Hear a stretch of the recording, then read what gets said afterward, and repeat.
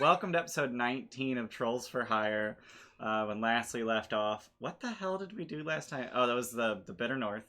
That was Eladan was there. You invented the jack, the ratchet jack. Yeah. So you got a keystone, but today you're not. I can't hear anyone. You can't hear anyone. God damn it! I gotta do the thing. This is what I get. And Moose was There we so go. funny. He was so funny, and no one. I mean, heard he it. wasn't that funny. Nope, he sure wasn't. Well, fuck. It's fine. It's fine. They can hear you now. I Is fixed it. Eladan's expression the same as oh no, wait, never mind. My brain did a brain. So we've got 4 returning characters and 1 new character. Luke, would you like to introduce your character? Yeah. Jeez, We got a Trito. It's your job, Luke. Now I gotta do this and introduce my character. Yep. So, Multitasking. come on. Oh, I don't have Foundry open. God, I am slacking. So Black is a different program. I am playing Ander Amakir. Today he is a drow half-elf warlock. He's a mercenary from Chult.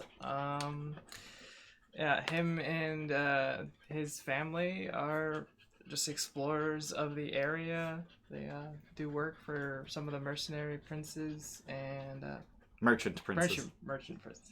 Yeah, I said it and then I was like, that didn't sound right. Merchant princes here and there, and have been exploring the jungle, and he kind of is thinking of getting away from his kids for a little bit. So. I mean, listen, Luke, you can be a mercenary prince for the merchant prince. It's fine. Yeah. So how did you get involved with Trolls for Hire? Asteria had worked with Ander a while ago, around 10 years ago, and after hearing of some of the feats that he has achieved with the Gilded Trolls, he would reach out or try and contact Asteria and then get hired on. She is And shedding then- like no one's business. And then Asteria saw a job posting about something in Chult and thought this would be a good way to introduce Ander to the Neat. Gilded Troll. So did Ander make his way from Port Nyanzaru to Waterdeep just to go through a gate to Kirsabal? Probably. Cool.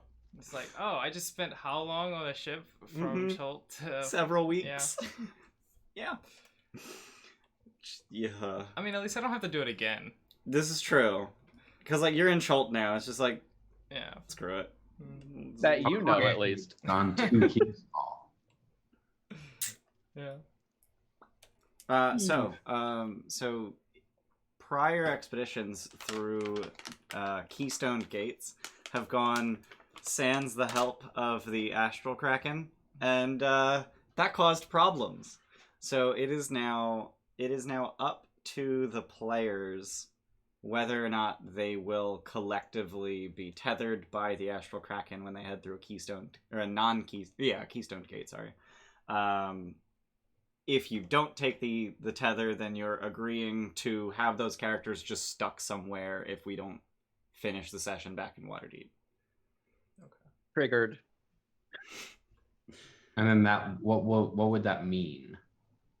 It would mean that you cannot use your character until we go back to playing that side story and resolve it to the point where you get back to Waterdeep.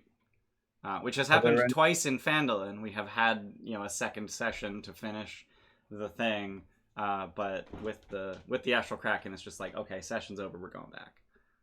And so far, there isn't any drawbacks to adventuring with an Astral Kraken. As far as you're aware, there's no drawbacks. Okay. What's this as far as we're aware stuff, Mr. DM? I mean, I'm not going to give you answers. Is this like we hung around Kryptonite too much and we're slowly getting poisoned? And I mean, gosh darn it, Superman. That remains to be seen. Ah, I got some news about how much our choice of skipping it once will affect that, because if he's got that side story plan, it's gonna happen. So you said collectively, meaning it's all or nothing? It's all or nothing, because otherwise it gets really fucky with like 2 people left behind, and it's just like, oh cool, now we have to do a session with 2 people where they're definitely gonna die on their way back. I feel like with the squishy new mercenary, we should maybe Maybe tether. I mean, Yeah. Well, we can or and- we can't. Chult is my home, so like if we want Right, to but- not tether, that's fine as well. But death could be your home. I don't. Okay, Weston. I really don't want to say something that dictates what the group does, but Asteria would not go if he's not tethered because he got stuck from not being tethered before. That's fair. I will say that it is a very good idea to be tethered, just in terms of narrative and in terms of game design. Yeah. So that Yeah. I don't have to make sure that I put another Chult session on the calendar in the next 2 weeks so that you can play these characters somewhere else. You know what I mean? But this Yeah, I'm specific portal can't be scrambled, right? Correct, it's keystoned.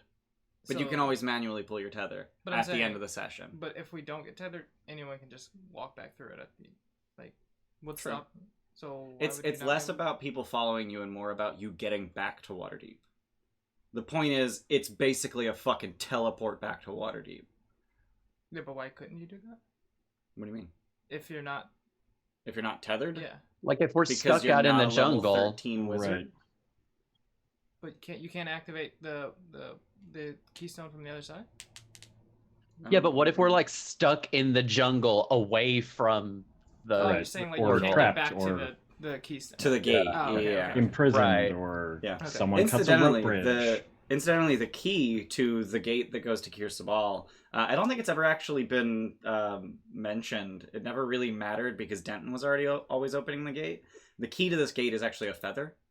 No, that came up. Did it come up? Yeah, Okay. I think Asteria was one of the people that. I mean, yeah, that's real easy. Asteria just brushes it with his Yeah. wing.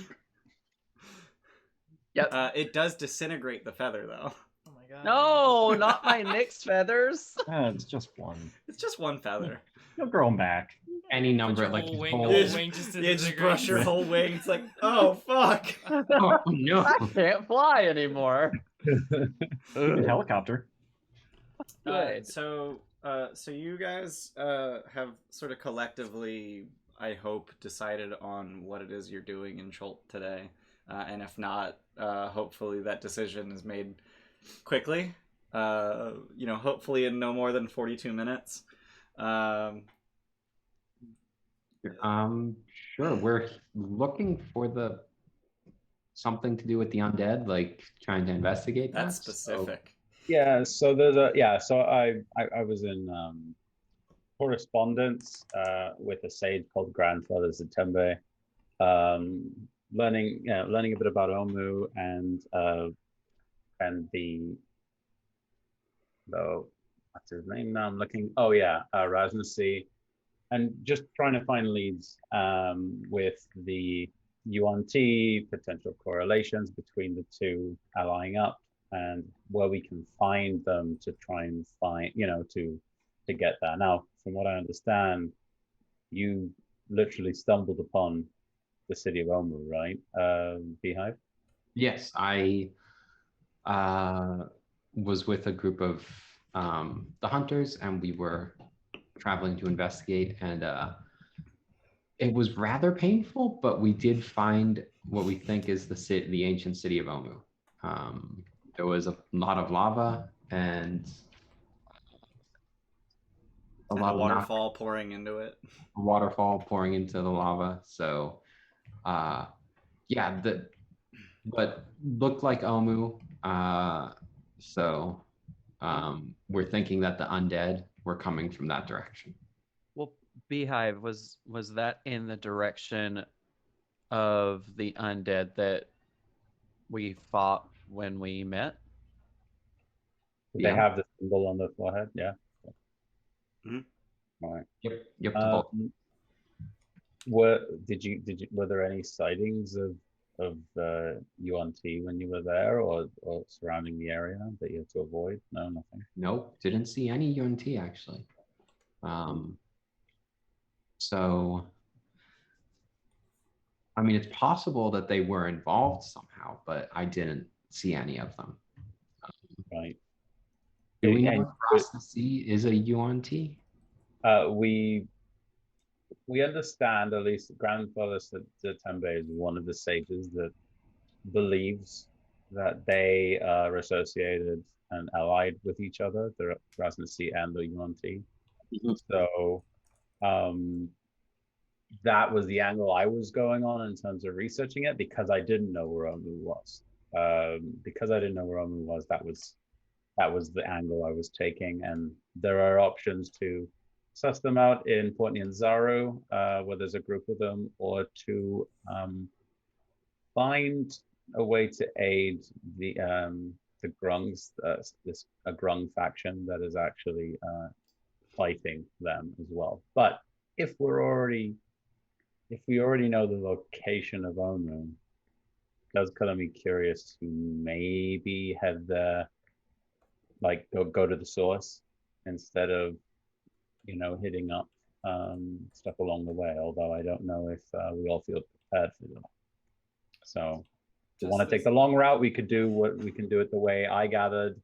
But if we feel like we want to go hit the nail on the head, we could hit the Omu. If there's no other things other people want to do. So Beehive twitches a little bit, like nervously, and says, I think maybe gathering more information might be a good idea before we venture back to Omu. She still has some injuries from her original trip, so she has a slight inclination to avoid the city right now. That's fair. I know you say you stumbled on Omu. Just as someone from Chult, I would know that it's pretty difficult to navigate through the jungle. So even though you stumble upon it, I don't know how accurately we can get back to the city in a good amount of time. Oh, it would definitely take another trek. But I think that I could. But you went out with Aarakocra, right? Mm-hmm. So you had a bird's eye view. Yeah. So you weren't like. Were they carrying you and flying? Was that the situation? No. Oh, I was traveling on ground level. They were flying. Got it. But either way, having that bird's eye view can really help with navigating the forest. Yeah, I need to figure something out that I can do so that I'm not like having a ride every time. I feel like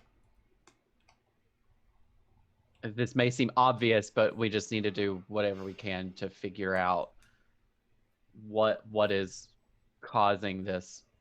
Because just going through and killing undead is not going to do any good unless we find the source of it. That's a little bit of good.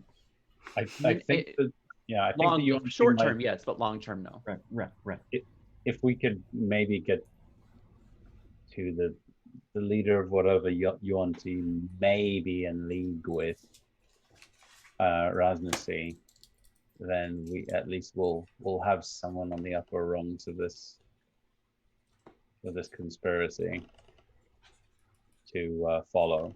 So maybe it will be a little bit more of the roundabout way, but it'll give us time to maybe recover, looking at Beehive and also, take it a little bit easier on the road.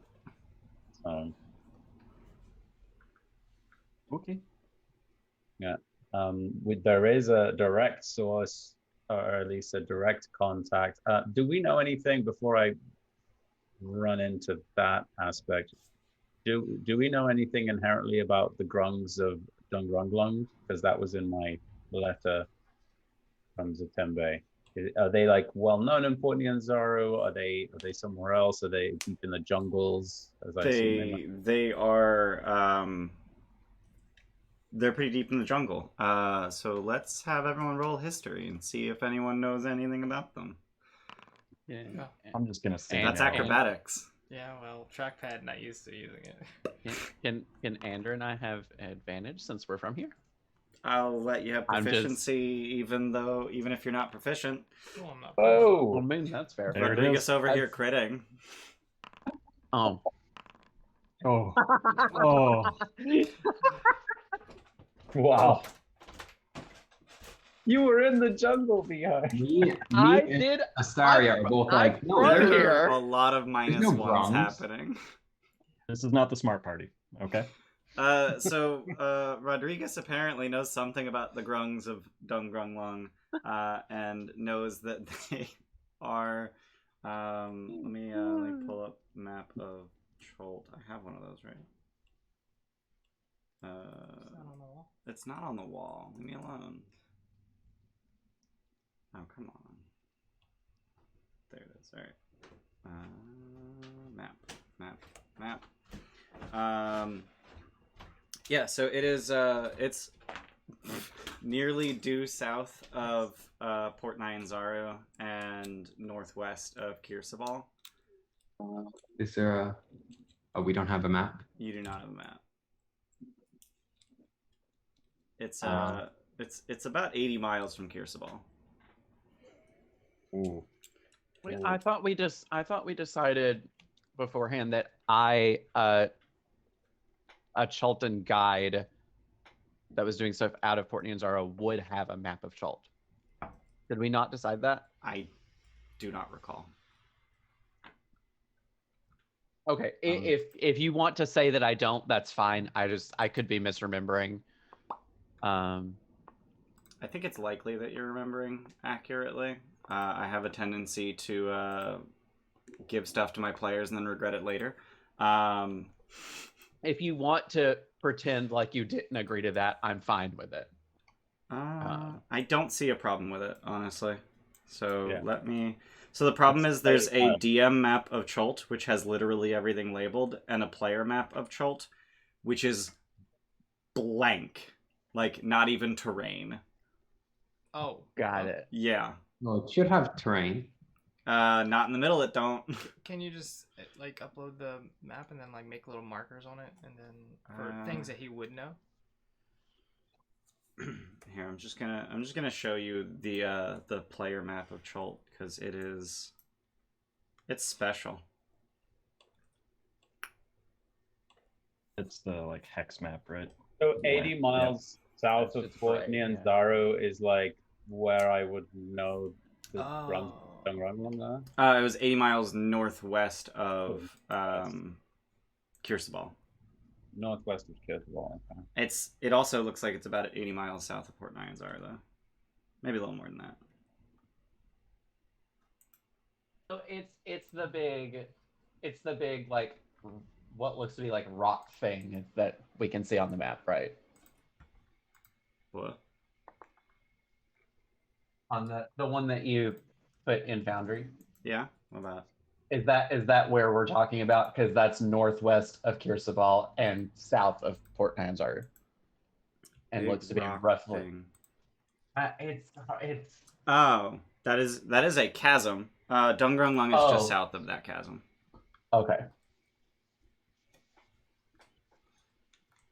Okay. Mm-hmm. How do I view this? Oh, this button here. How do I zoom in on this map? I Yeah, don't know that think you do. can. Yeah. You Here, I'm can't. You can pop it out. Yeah, I don't know this if that still helps. doesn't let It you still know. doesn't help. You can Well, copy I the can- link, paste Yeah, it in I your got the link browser. somehow. It popped up on the bottom. Let's see if that. Yeah. Well, I Finding, if finding the grungs is between Kirsabal and Port Nyanzaru, then I mean it's on the way. So, if we do end up going for the city UNT instead of whatever ones the grungs want us to pursue, do we know like roughly because of Beehive where the city of Omu is on this map now? Yes. So down to the south, there's some volcanoes, and I need to pull up the player map again. Yeah, down to the south. Oh, it's actually labeled the Peaks of Flame. Omu is between the Peaks of Flame and the Valley of Lost Honor. Okay. This is why it took Beehive 5 weeks to do that trip. Right. Gotcha. Okay. All right. So noted. At least you lived to tell the tale. Yeah. Yes, just barely. There were a lot of undead. So to the Grung city. To the grung, I think, because Sure. I mean, all leads, at least on my end, lead to either the Grungs or Courtney and Zaro. So both are in the same direction, you know. Yep. And Do we want? dangerous. My only recommendation would be chatting with Ashara and seeing if she had any recommendations based on the information that we've gathered, like as a whole. You know, Mhm. take our information to her, check with her, see if she has any general recommendations. Oh, that bitch. I'm joking because she's my mentor. I know. Yeah, that's a good idea. Let's go. Let's go ask her. All right, so you guys, you all head into Kirsabal, and when you make your way into the temple, which is kind of annoying because you come out the cave and you're on a cliff face, and then there's a ladder up essentially the entire height of the temple. Then there's a door, and then you have to go down the stairs to get into the main chamber of the temple. It's really awkward and annoying, but What? they obviously didn't build the temple with that cave in mind. Oh yeah. Mhm. Also, they can fly, so they don't really care about you and your need for ladders, or at least most of you. But when you get into the main area of the temple, you find Ashara in conversation with a human man. Kirsabal gets visitors. Don't give me that face. Who is this man? I have art of this man that I will Must share be a with you. must be a strong man because Oh, he had to get I up the just- tower by himself or I up the cliff. think by I himself. know who it is, and I'm gonna keep my Okay. mouth. Yeah, same. Very cool. Uh-huh. Does he have a dagger? He do have a dagger. We do have a dagger. All Uh-huh. Yep. Mhm. Uh-huh. right. Uh-huh. I think Christian's the only one who doesn't know who this guy is. I don't know who this is. Nope. Coming You do in the fresh on talking. this one. Yeah. This is what I get for running content that everyone at the goddamn table has already played through, or DM'd. I mean, listen, I don't think Asteria knows who this is. I mean, so- that's true. Yeah, Asteria Elliot. does not. None of your Unless- characters know who this is. Yeah. unless I don't he's know been what to here say. before. Is there At anything what point in specific- time do I know stuff? Yeah. Well, Is there okay. anything specific So- about him though that makes him look, more out of the ordinary than most people that need to be equipped for Chult? No, he looks like your standard adventurer stock. Isn't he Yeah, like a a lot little, like more He is a little old. not old, but like it's just his gear seems like not the gear for Chult. It's not really the gear for Chult, but it doesn't seem to be bothering him. He is wearing quite a good deal of clothing, and despite the 100+ degree temperature, Fahrenheit, I do want to specify, because Christian's here. Despite the temperature, he's not even sweating, or at least he doesn't appear to be sweating. I just realized why that is. So I do want to clarify something because Luke has been kind of hinting at it a little bit. So you might have seen this guy sitting behind me for the last God knows how long. This is Ander. This is the character that Luke played the last time I played Tomb of Annihilation, which is in Chult. So I guess we're just rewriting Ander's history. Yeah. Like none of that We'll make it happened. canonical now. Yeah. So canonically, in terms of TOA, the TOA campaign happened, but it was our speedrun was the canonical group of heroes that did it. Okay. And they did it very quickly, so a lot of the stuff that should have already transpired in TOA hasn't yet. Because Yeah. TOA is supposed to take place over the course of like 3 months, and they did it in 5 days. Is Gotcha. my wife dead? Yep. Yeah. That's actually a really She's clever way of dead. doing that. Right? Yeah, because now all of that content is Now open. all of Chult content is still there. The speedrun Yeah. skipped everything. So yeah, Ander, I guess, reunited with your children after your wife died, Yep. and then spent 2 weeks with them, and it's just like, that's These enough. kids are crazy. That's Can't deal. Okay, so, sorry, ex-wife, right? Yeah. Okay. Anyway, so yeah, so that's why Luke was like, I don't know what to, like, I know things, but does my character know them? No, he doesn't. Okay. Okay, so yeah, he is having a conversation with Ashara, And it's very clear that they're having a conversation about the lost city of Mezro, and he is trying to narrow down its location. It is not nearly as lost a city as Omu. It was a coastal city, so it had, like, there's only so much goddamn coast. Yeah. Way easier to find it. It was at the mouth of a river. There's only so many rivers. And he's essentially talking to Ashara to narrow it down to 3 rivers.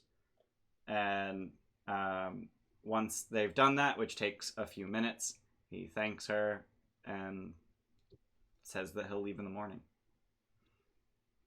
Well- What do I know about Mezro? Yeah, same.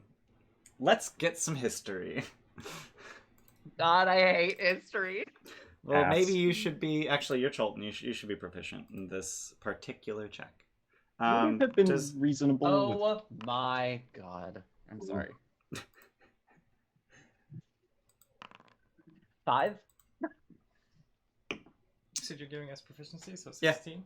Okay. Oh, fuck. Oh, no, you would get +2 for Yeah, but I have a proficiency. -1. Right, but That's it's alright. it's +2 above what you had rolled. For Asteria, it's actually +3 above what you rolled because you have +3 proficiency. Oh yeah. Sorry. But 6. so A whopping 6. So Ander and Beehive would know that Mezro was a city in Chult that survived long after Omu fell. So it's much more recently destroyed. It was destroyed in the Spell Plague. When the Spell Plague happened about 120 years ago, something like that. It's like 130. I don't know. About that. How long ago did Omu fall? Unknown. Over 100 years ago is really all that's known. But Mezro was more recent. When the Spell Plague happened, the entire city was just reduced to ruins. Just overnight. Were the undead around before the ruin of Mezro? Yes. So Rasnasi was one of the immortal paladins of Mezro, a Bara, plural Bare. And before Mezro exploded in the Spell Plague, Rasnasi tried to sack Mezro with his undead army. He was rebuffed by the immortal paladins of Mezro. Yep. Turns out a group of immortal paladins are really good at killing undead. Yeah.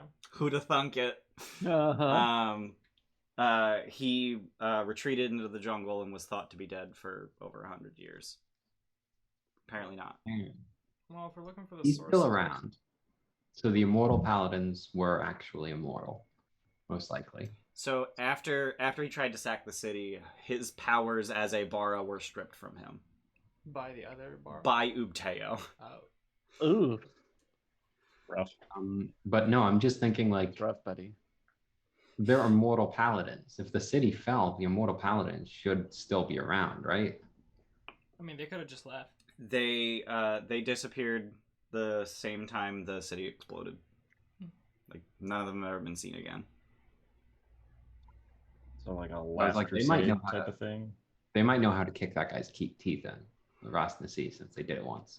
Well, also, since Rasnasi was sending his undead to that city, there might be something there worth finding. I'm assuming Asteria could probably get the information from Ashara. Ashara a lot more forthcoming than whoever this guy is. Yeah. And where was the city of Mezro kind of boiled down to potentially being in? So I'm actually just going to let you know because Ashara would know this, and Ashara would readily share this with the group of you, that Mezro is in Kitcher's Inlet to the north. Which is how far north? 70, 80 miles. Oh, okay. If you're traveling by foot, you will have to cross the Ataz Muhaha, which is Chultan for the Laughing Gorge. Yes. Love it. I'm sorry. Something that ends in haha. No, Stands it's for the- Muhaha. Muhaha. Muhaha. Wow. Oh my god. We God. have to have Andrews keeping. Go to Um, Hazards. Fuck you, Wizards so- of the Coast. So, bluish boy is not there anymore, right? Bluish boy. I mean, his Um, art makes him look very blue, I mean, if you'd like to speak with him, like he's No. in Kirsabal. but he's not in the temple anymore, right? No, he left. Okay, Yeah. I would like to ask Ashara who that was. He gave his name as Artus Cimber. Artus. He says No, he's looking you for don't- his wife.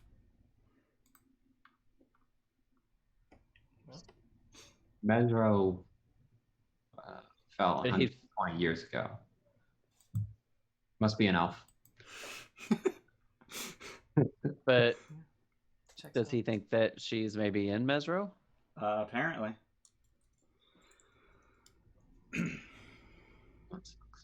Hmm. We should probably go talk to him. Yeah, It- I think Yeah. especially since history- they're. Oh, go ahead. Sorry. The history seems to, well, history of Mezro seems to line up with what we're looking for, and everything seems roughly on the way, even if we have to go a little bit east to Mhm. get to Mezro. So I think it makes sense to do as much as we can on the way to see if we can find any help or advantage. My laptop is taking off. Is that yours? I thought it was mine. Yeah, no, that's mine. Oh. Did we get did we have the conversation with the Shari yet? Give her all the information that we've gathered. See what her input is. What input are you looking for? Like on what best to do? On options we might not have considered. She knows a lot about the jungle. She's been in Kirsabal for decades, I assume. She is nearing the end of her life, so decades. Oh, sad. Sad short Aarakocra life. She At least is, she is a practically ancient. I think 32. Oh, she could die any day. Because I think the top of Aarakocra's lifespan is 30. Like, Oh, jeez. She I think molting. you're right. Isn't that like shorter than kobolds and goblins? Kobolds actually live 70 years. They just rarely make it that far because they live short, brutal lives. Oh, buddies. oh, 70. That's worse. Yeah, I think they my usually die God. around 7. But they can technically live up to 80 in captivity. All of the player oh, kobolds are just the ones who have made it past 15 when they When Yeah, when they get Mature. past their explosive experimentation phase. yeah. Oh my god. Hey, If Steph, they- I'm gonna need you to roll a nat 20 on that's rough, buddy, again, please, if you wouldn't mind. Earlier in chat, she did that, and it seems appropriate now. So other options that we might not have considered given our relatively brief experience in Chult. So Ashara, for her tenure as teacher here at Kirsabal, has taken a, let's call it, isolationist stance. She knows surprisingly little about the environs, given how long she's, been able to fly over them with impunity. She believes that the more you mess with Chult, the worse off you are. So honestly, her response is probably something along the lines of, your guess is as good as mine. That's fair. She is an able druid, an able priestess of Ubteo, a passable practitioner of the arts of the Wind Dukes of Akka. Not much of an explorer. Fair. That's more Beehive. She did not tell him where Mezro is, right? She basically told him, like, well, it's got to be at the mouth of a river, and like, here's some rivers that you haven't checked out. But she knows exactly where it is. She knows exactly where Mezro is. And she told us exactly where it is. Yeah. Okay, cool. I kind of think we should go there. Yeah. Yeah, it's a Mezro. Yeah. It's hot Um, here. Is anyone else hot? What? Oh, You get used uh, Oh, It's you fine. don't It's have fire always- resistance yet. Is that level Nope. 6? Yeah. Yeah. It's always hot here. I hear. We get an it's hot here plus. Would it be reasonable, given the party that we're traveling with, that we would have been able to pick up some insect repellent before we? Absolutely. Great. yeah. And I would also give everybody 18 good berries. That would be That's a nice. lot. more than I That's a have. lot health. of good berries. It's a lot of fucking good berries. Yeah. And we got 600 bits for that one guy. One for everybody. Thanks. Thanks. One guy. I really need to trim my beard, and I know that I need to trim it because I keep playing with it. That's the cue for cut your fucking beard to. That's have how you its look length. pensive and like. No, but I don't. Wizened. I don't look pensive when I play with my beard. I just look like a pretentious douchebag. And you give it a little like rubber band. Does like, No. do a Viking? No, Does that would anyone look really need bad? potions of healing, by the way? Hmm? Does anyone need potions of healing? I have 4 on my person. I have one already. I have one. I have 0. Those don't go bad, right? They don't. No, you potions do of healing not. don't. Okay. That Yeah. would suck. That would suck so much in a Yeah. campaign where there's a canonical week between sessions, and Yep. you're liable to not be in a session for 3 weeks. If you're offering one, I'll take it. But Yep. I do have some healing of my own. Rodriguez and Anders, go ahead, take a potion of healing each. Thank you. Way we have the healer doesn't go down and then nothing, and then Yeah. Yeah.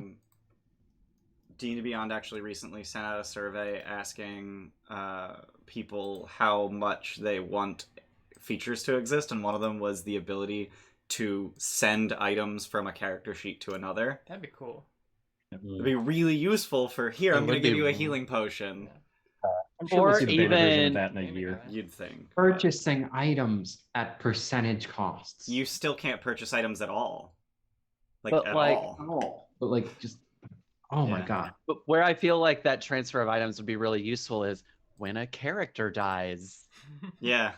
Just dump all There's their a equipment on other metric characters. shit ton of stuff. Yeah, like anyway. Yeah, one of the other things was campaign containers. Ah. So I could actually make a campaign container, corpse of this dead character, and then transfer all the equipment from their character sheet to that campaign container, and then you guys can take from it.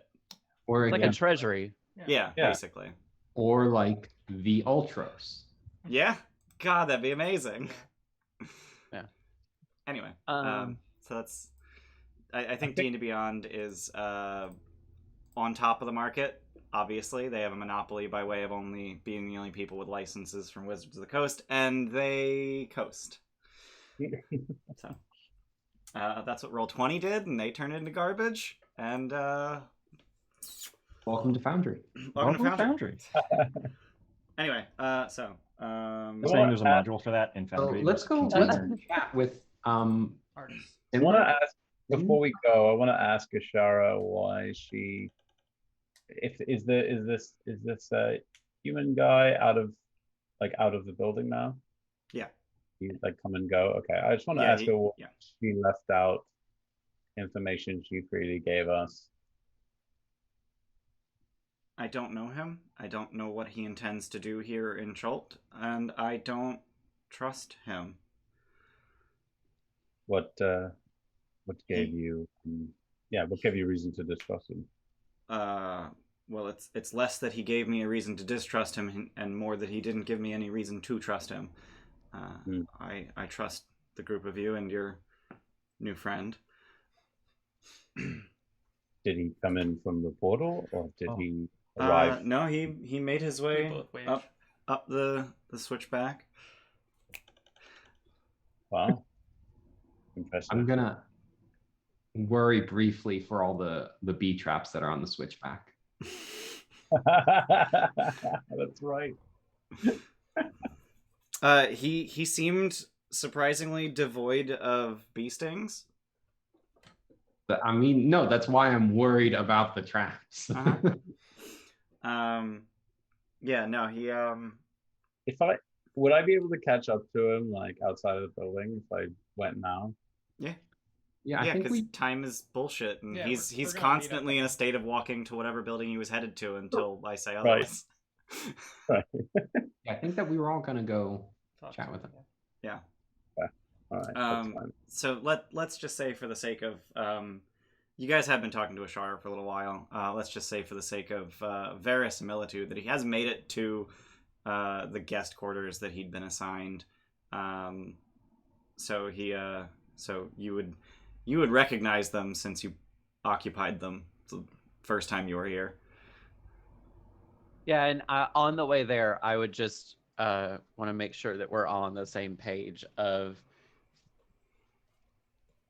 Ashara is our friend.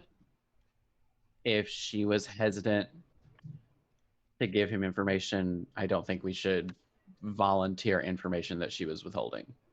I agree. What if Yeah. I think we what if just. we ask? Are we thinking that if we are heading in the same direction as he is, won't he be privy to the location of the city? Well, we don't have to say that we know where the city is. We could just say Ashara We gave us the have to go to- locations as well, and we think we should go to this one first. Right. Okay. Hypothetically, we could also go to the Grungs, which is northwest, and tell this guy that we know where the city is. And Ashara's reason for not telling him was that she didn't trust him. So if he comes and helps us with the Grungs, then we'll tell him where the city is. He proves his trust, and then we go to Mezro. Weren't we going to the Grung to figure out about undead? And don't we think Mezro is a better idea for figuring out about the undead, though? Is Mezro slightly closer than the Grungs? Yeah, so the issue with getting to the Grungs is that in order to get there, you need to cross the the River Muhaha. Olong. Oh, no, So you have to cross the River Olong. So Dungrunglong is just northwest of here, Mhm. but the only bridge that crosses the River Olong, which is in the middle of a huge gorge, Mhm. is the Ataz Muhaha, which is due north of here. So like it's only 80 miles northwest, but it's about a 120-mile trek to get there by way of the Ataz Muhaha. Okay. Then Meanwhile, once you're across the Ataz Muhaha, you're only about 20 miles from Mezro. Like once you yeah, cross. and let's Right. go Yeah. with him to Mezro. Yes. Yeah. But first have a conversation with him. Yeah. So you go to visit him at his guest quarters, and it seems that he has basically just gotten here. He's got his like traveling bag, like that big fucking backpack with bedroll on top and like pots and pans hanging from it and shit. He's got that just sitting on the floor with one compartment unzipped and just a blanket on the floor. And like that's all the unpacking he's done. Is he or her alone? He is. Do I notice? No, there's is no there- dragon bait, Yeah, Chris. I was waiting Damn, for I it to- want dragon bait. No, there's no dragon bait. So if he's got all these supplies kind of strewn everywhere, but is there any like? Does it look like there's any food there that's like near his pack, like any rations or anything? Does it look like he has any sort of forms of sustenance among his kit? Yeah, he's got food. Okay. Are you worried that he's undead? Yeah. Because you know you have a class feature that allows you to determine whether or not a creature is undead. I know, but I'm not sure if it's visual enough for him to notice that I'm doing that to him. No, So it's literally just like you extend your senses. It's just it's sort of an internal thing. As Okay, far good. as I'm aware, there's no external indication that you're using it. So would you like like an to use it? internal radar. Yeah, sure, why not? He's not undead. Yeah, okay. He is neither celestial, fiend, fey, or undead. I mean, I don't think you need the It's bedroll. a regular I ass don't know that you human. could detect that. Ass human. Anyway, So he answers the door, and then just kind of looks at the group of you, and then just leaves the door open, but then walks away from the door and just goes back to what he was doing. And he's just like rifling around in his pack. And as he walks away, he's just, yes, what can I help you with? We heard you're heading to Mezro. We're interested in the undead throughout the jungle. Do you know anything about the undead in Mezro?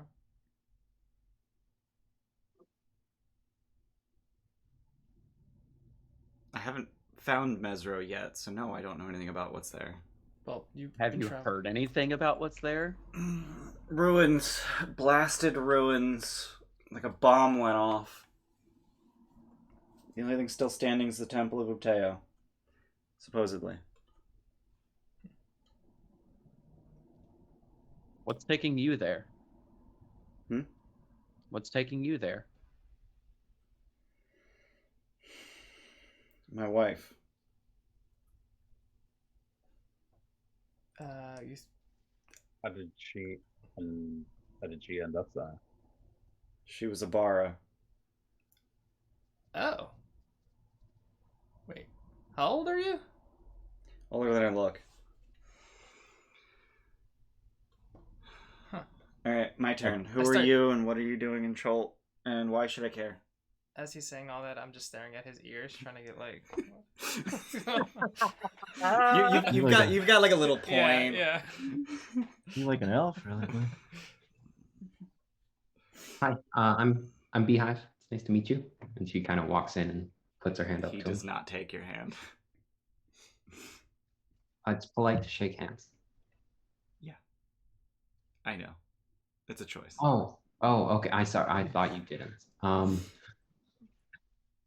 So we're here, or I'm here because I really like the jungle and this is really nice, but there's undead everywhere and I don't like that. And they're attacking Kirseball more now than before. So I want to stop that. And I went to Omu and that was really scary. So I'm looking for more information on this Ras Nisi guy.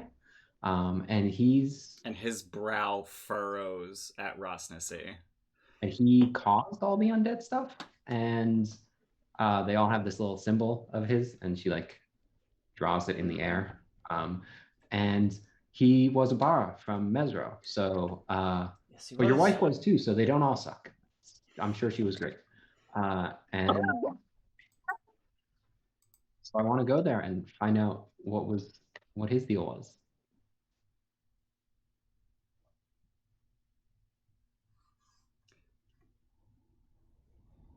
And that's me. And then she just looks back at the rest of the group.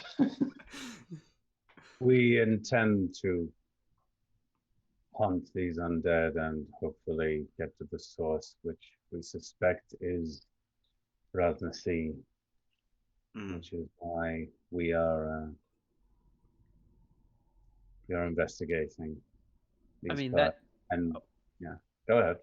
No. It sounded like you were at a cadence, so go ahead.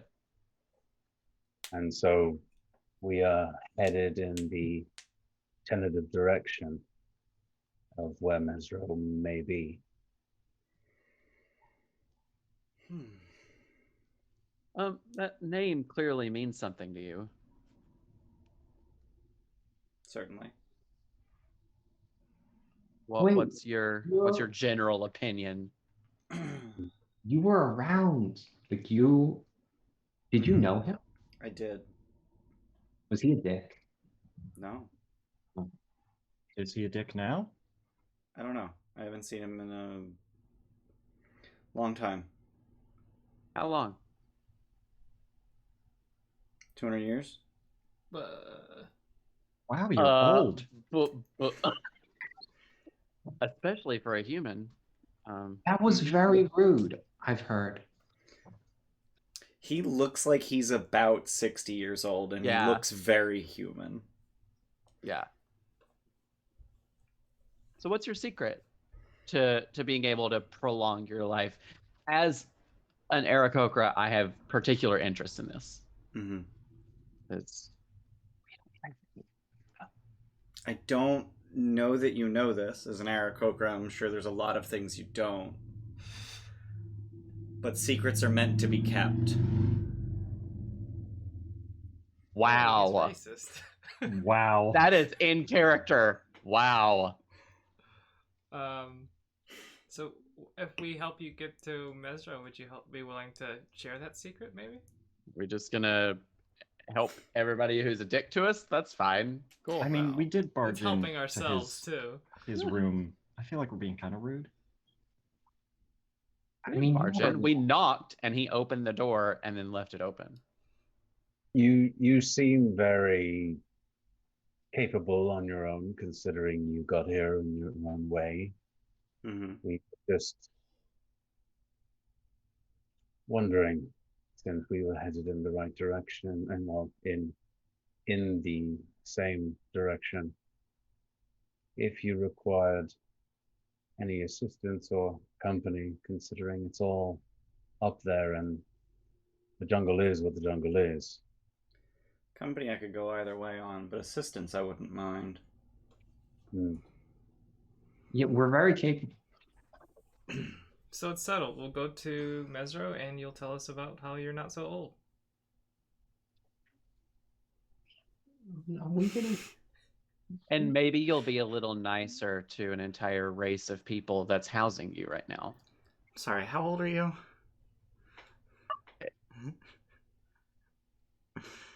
Old enough to know manners, apparently. Oh, yeah. Well, I think we're all a little cranky from the day's travel, and Very hot. we- Then. We're clearly still in It's your levels, so we very should. hot. Yeah. Luke's video keeps like flickering. Like I think it horizontal flips and then unhorizontal flips. Ooh. Yeah, I just looked at the stream and it flipped. Weird. I don't know why that does that. So are we setting out in the morning then? Is it morning now? I forgot to check. It's like early afternoon. Did we want to set out now or do you want to rest? I've had a long day getting here. I was up very early, so I'm gonna Okay. set out tomorrow. All right, we'll see you on the morrow then. That's great. Everyone, I've been learning how to cook for the first time. Do you want to try some? No. Oh. Promise it's good. Can you taste? It depends what it is. Meet me at the bottom of the plateau at dawn, Sounds and then he just ushers everyone out. I like your dagger. Bye. Stupid. I don't like him. Really? But he's looking for his wife. That's so tragic. Does anyone else think? Maybe she ran away from him if he's as mean to her as he is to me. I would imagine not if they're still married. What do we know? Because I'm touch and go on Chult history. What do we know about the immortal paladins? Very little. I got a 20 on that check. I don't think we know much except that they disappeared with Mezro. And we know two of them, but we don't know his wife's name yet. Right. His wife is Ibarra, isn't it? Yeah, his wife was a Bara. Yeah. The Bare are the immortal paladins. Like that's Okay. yeah. Okay. Bara is, I guess, a Chultan word for immortal paladin. Gotcha. The Bare of Mezro were given their power by Ubteo, the patron god of Chult. And a number of their, and with a 20 history, I guess you would know this. A number of their corpses were found in Mezro after the city exploded, along with many other Mezroan corpses. But not all of them are said to be dead. Not correct? all of the Bare. Right. Well, seems pretty obvious, perhaps, at least to me. Mhm. That he may be one of them, maybe So does that mean Although- that immortality was only age related, not like physical? Seems pretty Perhaps. clear that would be the case. Yeah. Yeah. Well, I It's- wasn't sure if it was like physical, but something specific happened that would have. I mean, removed that's that. also a possibility. Yeah. But yeah, obviously, like age is a thing. Yeah. So, maybe that's why he's not You dead. a Bara? Are you a pirate? No one bothered to ask him. We got a lot of travel time together. I'm sure it'll come. Exactly. Yeah, it's We'll get around to it. yeah. Fun fact: in Chult, you can travel 1 hex a day. Yeah. If you go at a fast pace, there's a 50% chance you get a second hex. Well, I mean, I guess. Cute. Well, we have a guide with us. Yeah, Asteria. We don't get lost in the 1 hex that we Right. get to travel. Real talk, I can't remember all the rules for traveling in Chult. I remember them being very complicated. I remember you having to roll survival to not get lost. I remember having to roll for random encounters 3 times a day, and I remember it was really weird with like fast, slow, and normal pace. Yeah, so like a hex and a half. Yeah, I'm just not gonna bother with half of those rules. Yeah, that's Okay. fine. So, anything you wanted to do for the rest of the day? Because you got most of the day before heading out tomorrow morning. Make so much stuff. What stuff would you like to make? I was saying that to the group. Whatever you need. If it's metal-ish. Well, I- I fucking hate metal, so I'm sorry. I did it kill your family or make jokes about your age? No, I think the undead did that, and then my entire race. Artus just did the second one. I mean, That was sarcasm, Asteria. I hope we're on good terms. if you can Yeah. make medium armor, I could use some medium armor. I'll just Oh, kill sure. you. You can try, bitch. Yeah, certainly. I can do that. I can make some scale. Do you like scale? Scales? Scale works. Yeah, scale works. Great. Do you have gold? I need metal. I'll take an IOU. Yeah, I'll get you back. All right. I'm sure you know someone who's good at gambling or something. All right, so I'll make you scale mail with, magic. Magic. It is Also, an absolute travesty that hexblades are just utterly incapable of starting with scale mail. Yeah. Wait, so what does that make your AC? 17? 17? Yeah, I have a shield, so. Yeah, that's way It'll be better. It'll be 18 tomorrow. Are you gonna make it magic? I'm gonna make it magic. Yeah. I got so much magic. That's wow, your AC just went up Oh, by it's 18. five points. 4 plus 2, 16 plus shield, yeah, 18. Oh, you have +2 dex? Yeah. Oh, perfect. So 9 Oh, you to- changed your ability scores. Yeah. I see. Yeah, you rearrange shit. I mean, is there anything else we need to do? I think you guys were kind of already ready to head out into Chult and then didn't. Yeah. We could just go ahead and go and get a head start on him. No, that No. seems like a bad plan. I mean, Don't if like you, him anymore. Oh, you I wanna- want to ask. I want to ask. Jeez. Ashara, if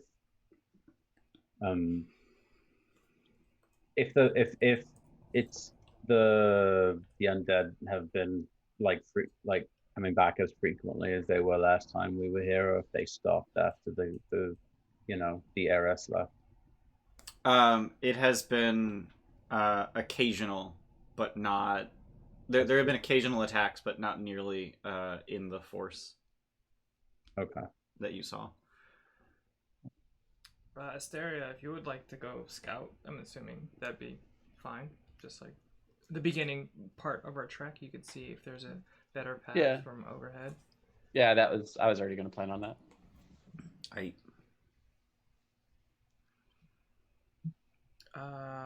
Oh, that's what I wanted to see. For some reason, I'm missing HP. I'm just gonna hit long rest. Oh, are we gonna have trouble getting water? Generally, yeah. All right. The rivers in Chult are not drinkable because they move too slow. But it's what? Just the accumulation that Yeah. brings. Sorry. But it's almost constantly raining, so if you have a rain catcher of any sort, you can I can make one. collect. I mean, I can also prepare, create, or destroy water. yeah. Seems also useful. I can make water skins and flasks. I think So we making have- the water skins and flasks would be useful, so we don't have to use spell slots. I don't remember. Does my bug theme class features, does that eliminate the need for us to bring insect repellent for the group, or just myself? I think just for yourself.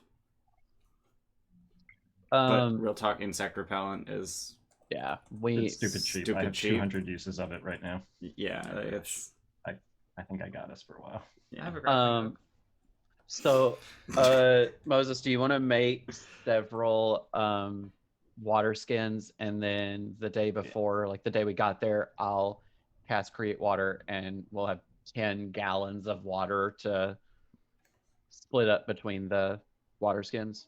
Sounds good.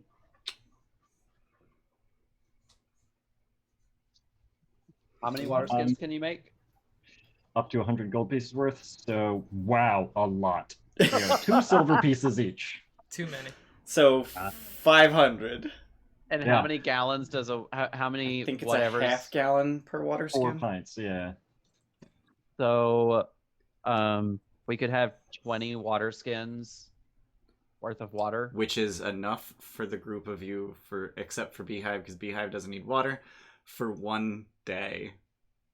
In Chult, because of the extreme heat and the humidity, which makes it very difficult to sweat, you need 2 gallons of water a day.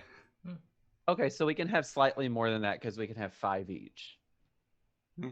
I mean, we can have as many as we can carry. Yeah, I mean, the weight of the water is really the...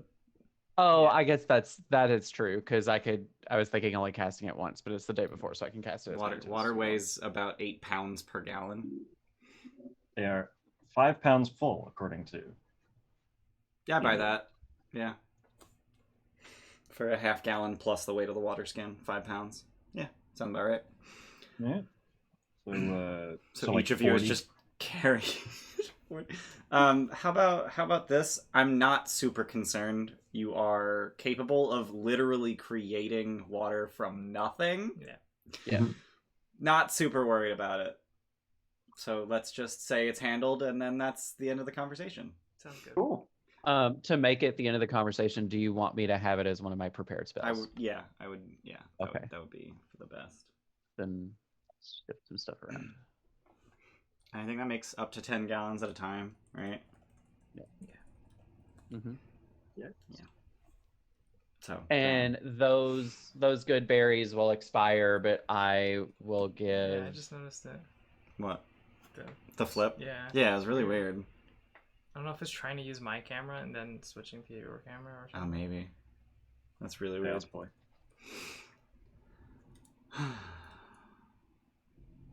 The night before we head out, I want to go out to one of the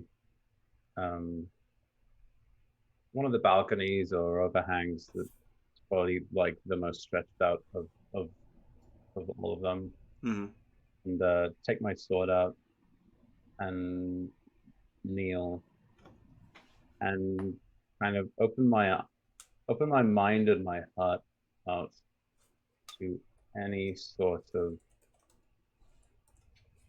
divine spirit, good or evil, and just hope that I feel something. I'm somewhat praying, but keeping it open to see what's there, if there's anything there that even responds or gives me some sort of sign that it is existing in and wanting to kind of be in my space. Okay. Go ahead and roll religion. I'm going to use Inspiration. Okay.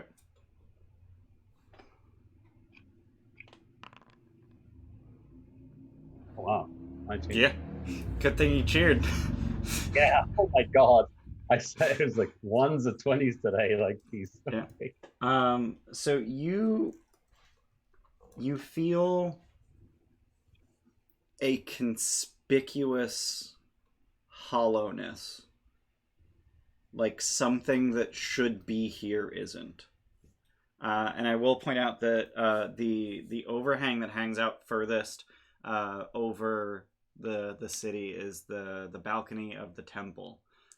So there's just this holy symbol of Ubteo hanging above your head, inscribed on the side of the temple, and you just feel a conspicuous void where there should be some kind of divinity.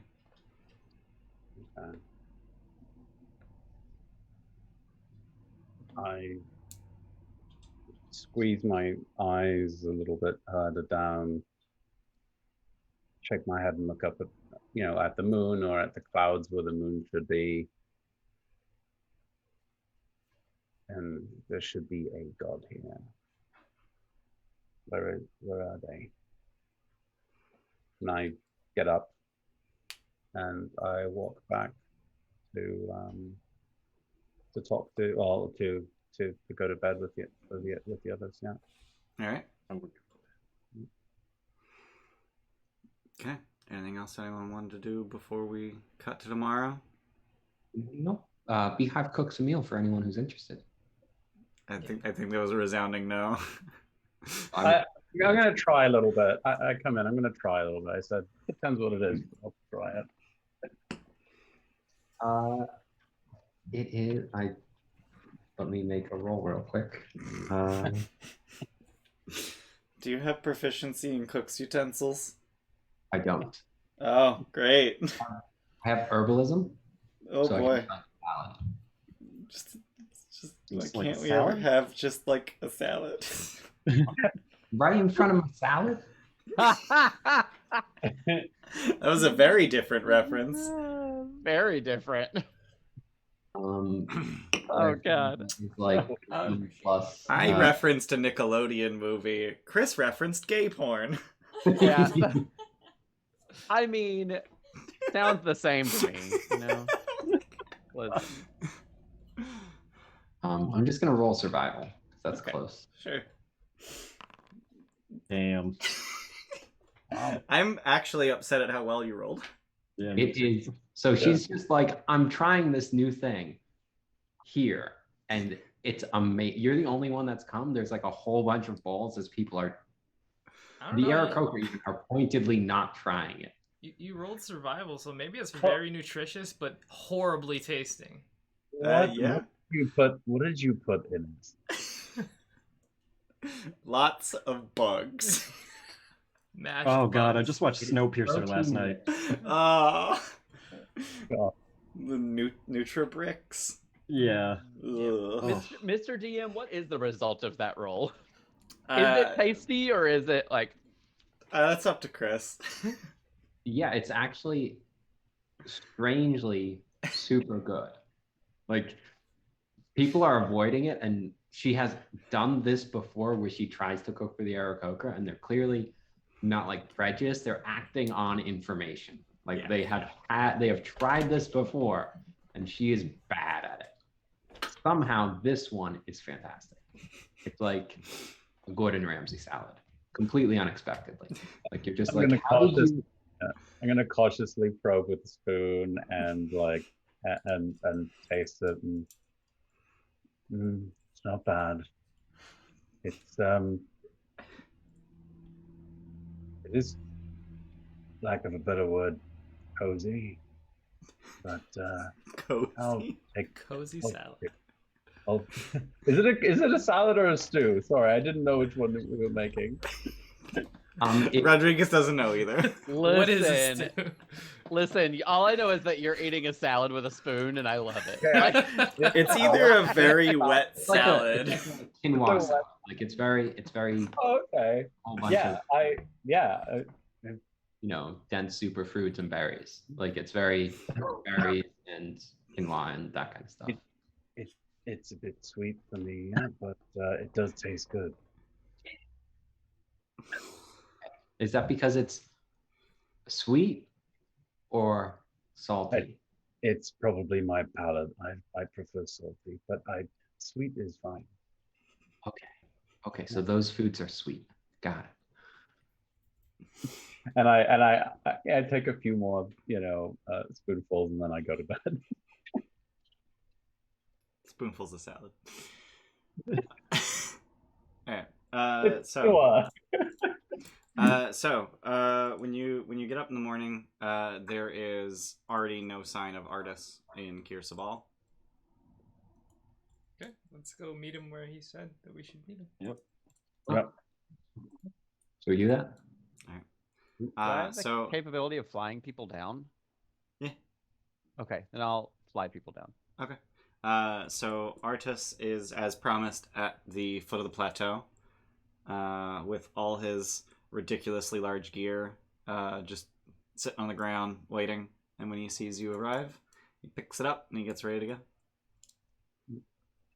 Just for I guess the flavor, I'll when Asteria comes to fly me down, I look over at them and I go, actually, I think I got it this time. And I use my adaptable feature, and I pull, like, I undo the straps in my armor, so it's kind of hanging a little bit. I have like the waist strap still gone up, and I press my arms together like against my sides, and then I spread them, and it almost has like a flying squirrel kind of look to me. And I kind of grin over at Asteria, watch this. And I jump and I glide slowly down, like I kind of slowly spiral down and glide. So I think, not knowing how this is going to go, Asteria will kind of immediately jump off and dive down so that he's constantly underneath looking up so that he can try to catch if something goes wrong. Also have like a look of a bit of amazement on his face as well. Ooh. Eladan pulls out a notebook and just writes wingsuit. Closes it. Beehive is standing there next to Eladan and just nods and says, "Yeah, that's a good one." Oh yeah. Oh, I'm making that. I'm making that. Yeah, I'm down on the ground now. Yeah. So you guys head off into the jungle, and I'm just gonna say, for the sake of ease, since Asteria can fly and also knows the area, you auto succeed on navigation. Like, how the fuck do you get lost when you can fly above the canopy? Oh, look, it's the sun. It's morning. It's east. Cool. Let's go that way. Yeah. How do you? Easy. Anyway, I'm rolling for random encounters. Luke, don't forget you have Blessings of the Forge, so you have +1 AC while you have your armor equipped. Awesome, thanks. For the day. But also, not only am I a bird that can fly that is familiar with the area, I also have the Outlander background. So you literally can't get lost. Yep. In areas you've been before. Yep. Also, you can probably navigate by the stars. At night, yeah. At night, yeah. If you do it during the day, that would be dope. Put on your sunglasses. Yeah. All of a sudden, all the constellations. That's how that works. Sure it is. It blocks out the sun. You can see. Don't know my life. Bitch, I don't know your life. Oh. This is terrible. Whoever made this should feel bad. The random encounter tables in D&D Beyond specifically. It's shit awful. The random encounter tables are real bad. Dear God. Like, in the actual book, it's just a 2-page spread, and they did not translate it very well to a web page.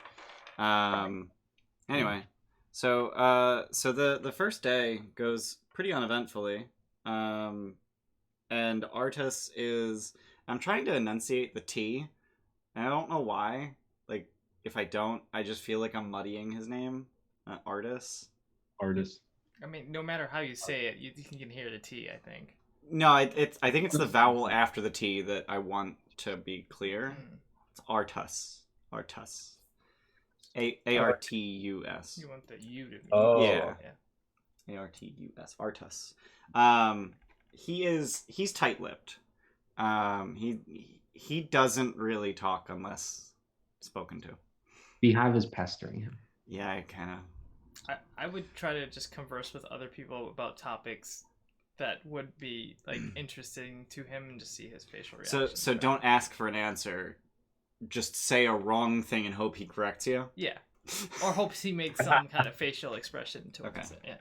Yeah. What kinds of topics would you be talking about?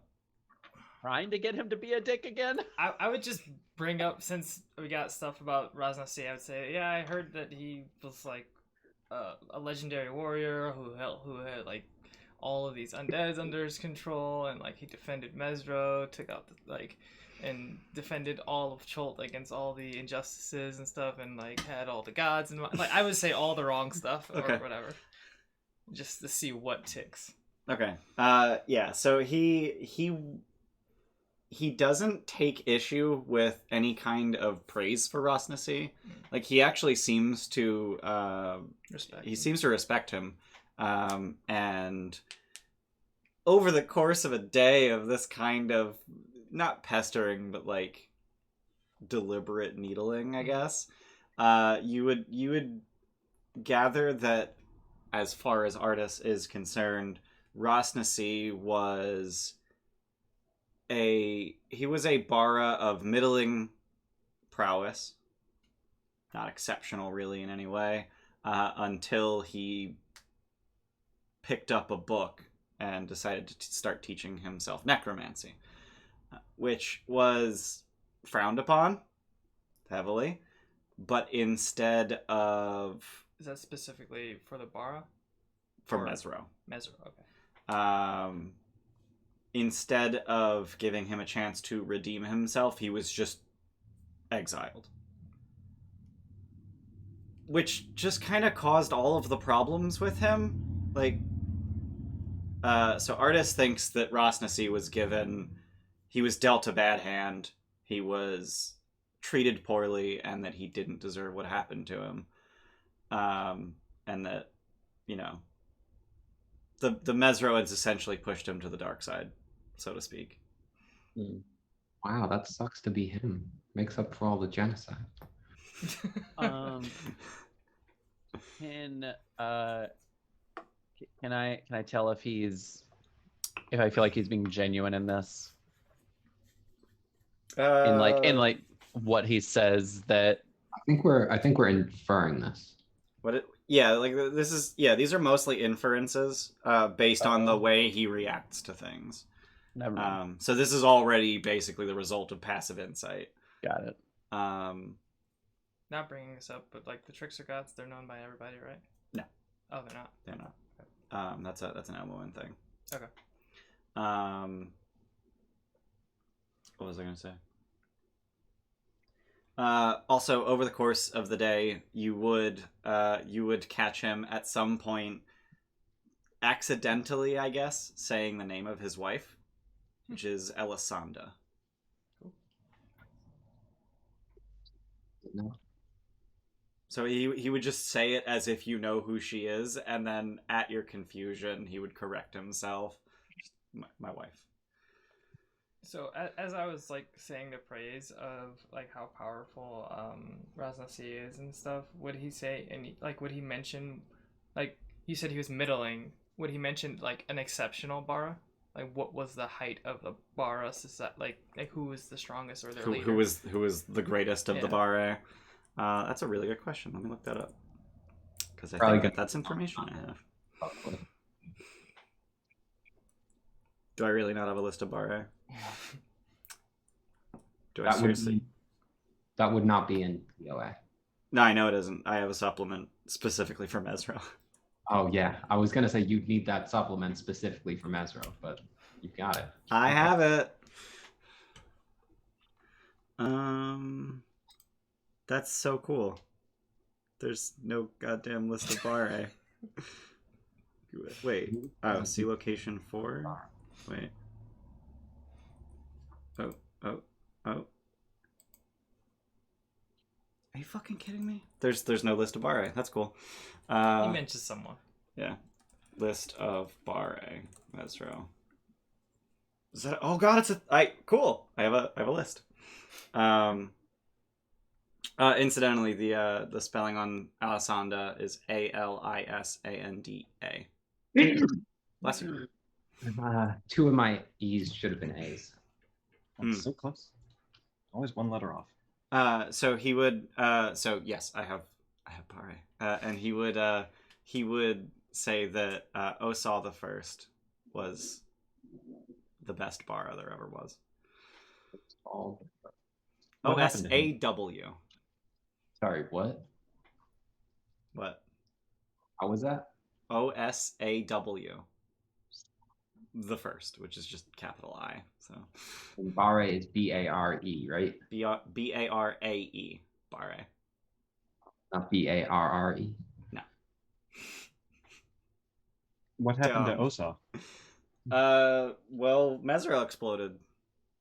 Oh, right. Yeah. I don't know if you heard, but the Bare were immortal. Right. Yeah, and if he's the strongest of them, he could still live. Yeah. And they only found some of the bodies of the Bare, right? Mm-hmm. There wasn't exactly a Expedition or anything for it. thorough. Words are escaping me. Search and rescue? Thank you. That's the one. That could have gone in like 2 different directions, and it could have gone like there wasn't like a registry of Bares, so we don't really know how many there are, or there wasn't like a known number that was at the end. Like So found. there are only 7 Bare at any given time. Got it. Wait, Uh, there were several Bara bodies, right? So is Bare uh-oh. just a title? no, like that's, you are given power by Ubteo. You become an immortal paladin. You're still killable. Okay. Osal the First was the first Bare. Oh, so he's been dead. Oh my god. Last night, I noticed there was an absence, Mm-hmm. spiritual absence, even in the proximity of the temple of Teo and Kirsabal. Yeah, Ubteo forsook this place. Yeah, he's been gone for a while. Is he gone, like killed, or is he? What made him forsake it? He was disappointed with people. I assume that Beehive knows this because she's been a follower. She converted to Teo and has had conversations with Chara. Right? Yeah. Yeah, so he was the god of this whole area, more so than other gods who have specific divine rights, but not like areas that they control. He was the god of Chult. Was disappointed with the people of Chult, and I think his domains are life, war, and dinosaurs. I always say he preferred his children to the Chultans. His children being the dinosaurs.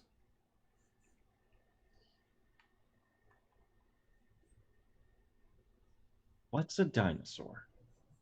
So, conveniently, for the evening of the first day of travel, I rolled Ankylosaurus for your random encounter. So, you come across an Ankylosaurus, which, for those of you who don't know, is a turtle-shelled dinosaur with a mace tail. And it's happily grazing.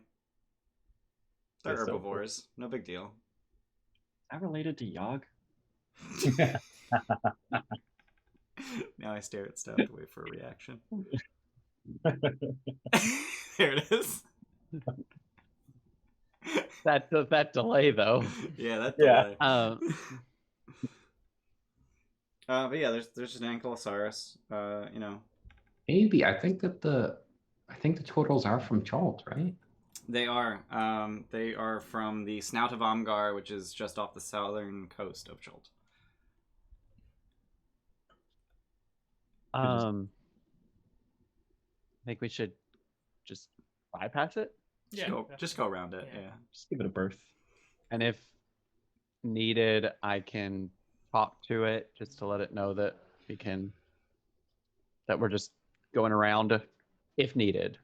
Mm. Rather not, but The eggs are very nutritious if it has any. nope, Uh, nope, That's absolutely not. bad plan. Let's Is- not. Is this artist that's saying this? Yeah. No, absolutely not. He clearly is just not afraid of this thing at all. Like he walks within 5 feet of it, and it's just like, yeah, okay. It's This not thing, a this matter. thing is like 20 feet long from head to tip of its mace tail. It's Steps not over about. its tail. It's not about being afraid of it. It's about not disturbing it when it's not doing anything to us.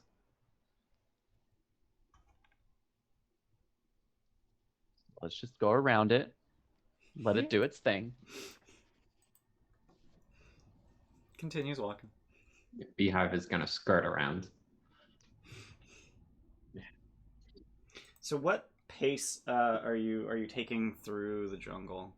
What pace is Artist taking through the jungle? I mean, he'd be going fast pace. He ain't afraid of jack shit. Yep. Then we. So I guess we're going fast paced too. Yeah. Yes.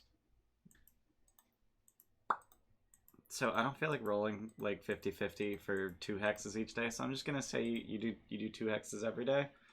Yay! I like that. Thanks, artist. But also, I'm not really keeping track of hexes. 1, 2, 3, 4, 5, 6, 7, 8, 9, 10. Okay, 10 hexes, 5 days. Okay, how do I make travel interesting for 5 days? I think the answer is I don't. Yeah, I feel like So, if we want, we can skip. yeah. But there's. Let's just say that over the course of several days of travel, mostly during the breaks, the meals, the resting at night, you know, taking a breather and dumping water all over yourself because you're swelteringly fucking hot, you know, all those times, you know, there's plenty of conversation to be had with Artus. Is he a bar? He is not a Bara. And over the course of the travel, you learn that his wife was one of the Bare whose corpse was found. But I know she's not dead. Excuse me. People die when they are killed. I can't explain it. I don't know how I know. But I know she's not dead. You have her body?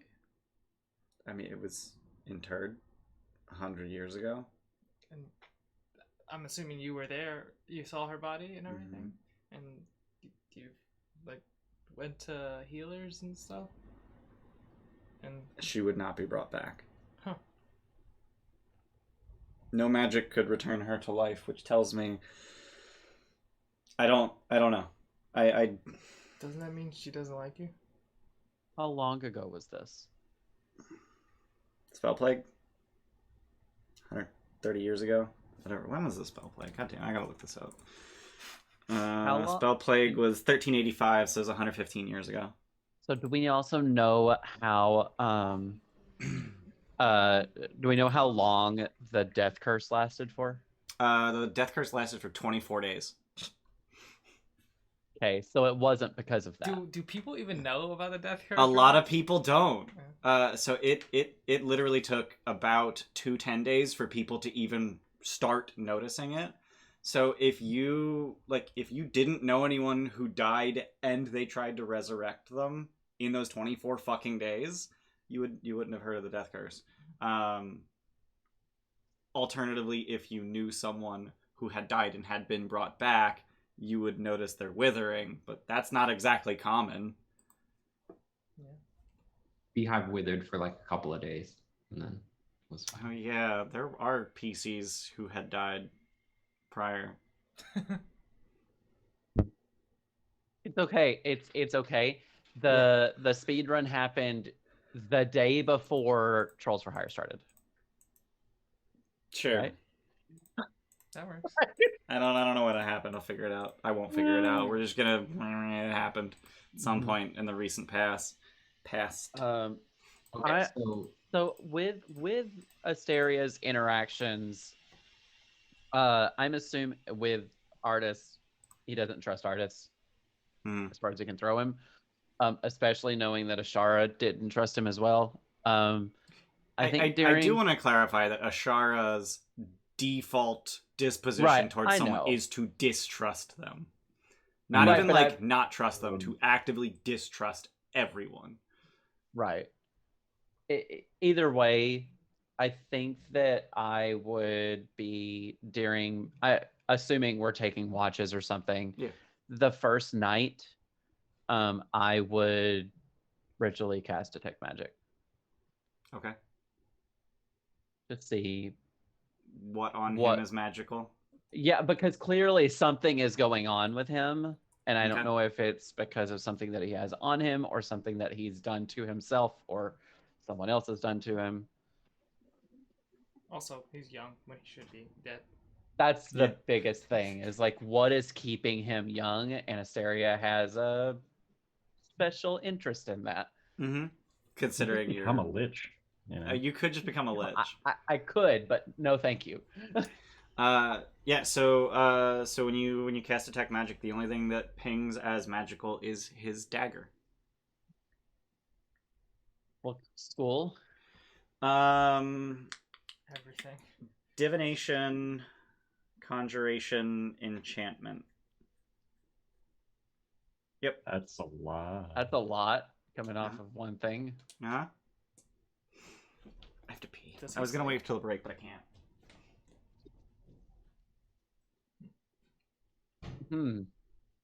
Poke him about it. no. I have too much meta knowledge of this item. Yeah. See, I remember that there was some funky stuff about him. I don't remember specifics, and I don't remember what this is at all. I know you don't like him, just don't fight him. Yeah, don't fight the over 200-year-old man with the I mean, yeah, fancy dagger. yeah, I'm not planning on doing that, but I am just trying to figure out why he's not hot, why he is young. I mean, he's pretty Like- attractive. Yeah, he's pretty hot. Let's be honest. I mean, he is, but not why he can get through the jungle wearing as many clothes as he does without I mean, Oh, he's not sweating. suffering from heat exhaustion and whatnot. I mean, I'm in plate armor. I'm doing okay. I mean, I Yeah, but I you're have- sweating. yeah, like I have my splint mail. I've taken off any bits that I don't need to be wearing underneath it, as it's sweltering. Anything's affected? Can you like adapt to temperature? It's only in looks. It's only in looks that you It's can. only Yeah, But you did the wing thing. I did the wing thing, but it helps me change my shape, not my Not what you're feeling. complete and- biology. Yeah, just allows Yeah, me. To, adapting to heat would be like a metabolic change. yeah, Yeah, sorry, I had to go to the bathroom. Welcome back. Thanks. Gosh, you organics or so. Okay. Also, considering the conversation about sweltering and heavy armor, I just remembered that at the end of each day, or during each day, I'm not sure when you're supposed to roll it, you're supposed to make a Constitution saving throw versus the heat, but the failure is exhaustion, and then you just go to bed and you get rid of the exhaustion. Yeah. Unless you're At the making the end of- check like every hour, I'm not sure. No, I think you'd make it in the morning. That would be a lot. You make That it in the would be a- morning and then you have it for the whole day. Have it for the day. That would Yeah. make sense. Okay. That's a problem for me. And then heavy armor gives you disadvantage on that check, on that It's a save. big problem for me. When the temperature is at or above 100 degrees Fahrenheit, con save at the end of each hour. That's a lot of con checks. Wow. DC is 5 for the first hour and increases by 1 for each additional hour. Creatures wearing medium or heavy armor or who are clad in heavy clothing have disadvantage on the saving throw. Jeez, medium. So it ends up being 23 at the end of an 18-hour day. Dear, Well, how do you it's not just die? It's just travel. Though, Yeah. right? Tomb of Annihilation. Or is it as Is you're that in is the that building? meant It's- for travel It's just or when like? you're in extreme heat. Oh god. How does Is it that hot every day? Fuck it no. is? So it would get below 100 at night. So shouldn't Yeah. we just travel at night then, and then rest Dear the No. day or something? God. Is Artus Yeah, gonna just travel at night? But is that specific to like Fucking travel diva. mechanics, What? or is it like you're in a ruin that's open to the air and it's every This- hour in that area? I am in. Where am I? I mean, if we're not doing that roll, it doesn't really matter, I guess. But Right. I'm just curious now. yeah, I mean, I mean, I'm in the wilderness survival section in the DMG. Yeah. That's crazy. That is insane. Every Well, that's hour. the DMG. Does Chult have specific and TOA? Was there specific rules? I. 'Cause you're, that's a like- good. That's a good point. Like extreme temperatures in the DMG is a little different than extreme Yeah. temperatures in Chult. 'Cause I'm assuming- Extreme heat. Heat. Maybe just travel in Chult. Travel. oh, to be level 6 right now. I'm not seeing anything about Yeah. heat in Because Chult. you would just die. what do you get at 6? Isn't that 2 channeled Resistance to fire. fire, which makes you Oh. auto succeed on those saves against extreme heat. Forge I'm clear. not sure that, at least when I was prepping Chult, that ever came up. Every hour save. Yeah, that seems insane. Hey, thanks for the subclassy librarian. would- Welcome back, Jenny. But there's Jenny. probably about 4 to 6 hours in the middle of the day where you get that hot. Yeah, probably. And then you just don't travel during that time. You stay in the fucking shade. Yeah. There is in TOA there's a save at the end of each day if you haven't drank at least 2 gallons of water. That makes more sense. I'm not super interested in making this a hex crawl survival bullshit TOA game. Like that's not. I'm not about that right now. Yeah. So that was just a thing. I remembered appreciate didn't you need to not do. being about that. Yeah. Right now. Yeah, I've already run TOA before. I don't need to do it again. Maybe if we do like a mini, we're gonna go touch on a couple of places. Like we could do something like that Even over. then, not really But- about it. Not today. Definitely no. Anyway, so he's got this dagger that he would have at some point referred to as bookmark. Does he use it as a bookmark? Would I know anything about that? No. Did you Would just say I that know he used it anything as a about that? bookmark? He asked if he uses it as a bookmark. Yeah, that's a thing Luke asked. Does he? Sorry. No, Luke- actually, he uses it as a compass. Huh. He literally just puts it in his palm and it turns. I would Did I ask see him that? about it when he does that. Like, what is that? It's a magic dagger. But it tells you where due north is? Mm-hmm. Where can I get one? You can't. Why not? It's probably a very strong. He's got an magic item. excuse. I'm guessing you look roughly your age. You're not a child. I just asked if there were more than one. You know, some magic can be replicated. Plenty of magic items can be replicated. Yeah, but Uh, it takes a lot of time, and like you have to know things. I'm getting into it with Master Bramond right now. It's interesting stuff. But you just made his armor magic. That didn't take much time. That I have a special connection with my god. Also, I prayed on it. What does that magic item do? Besides tell you where due north is. just Stabs people that ask too sheath many it questions. and keep walking. We get myself killed. Might. Identify as a range of touch, right? I do. already looked to see if I could prepare it. I was like, during the night, I may like sneak up and just, Oh Not a good idea. no. but I can't- can't prepare it. It's not a druid spell, so it doesn't matter. Yeah, I can't wait for him to just shank you. Yeah. Yeah, it's gonna happen. I wanna ask him if his Wife. I'll try to get him alone during a certain point in the whether we're camping or whatnot, and I'm a little more curious about how you've been able to hold out, it seems, to seek out your wife, and despite her being dead, I can empathize to a degree. I want to know, did some of her tendencies as who she was as a Bara get passed to you as a result of being with her? Is that why you've been able to hold out so long? No. Mm. Although I appreciate the constant guessing.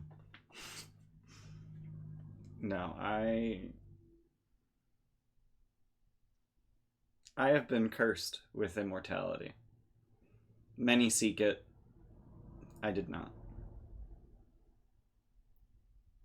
Dibs. Cursed?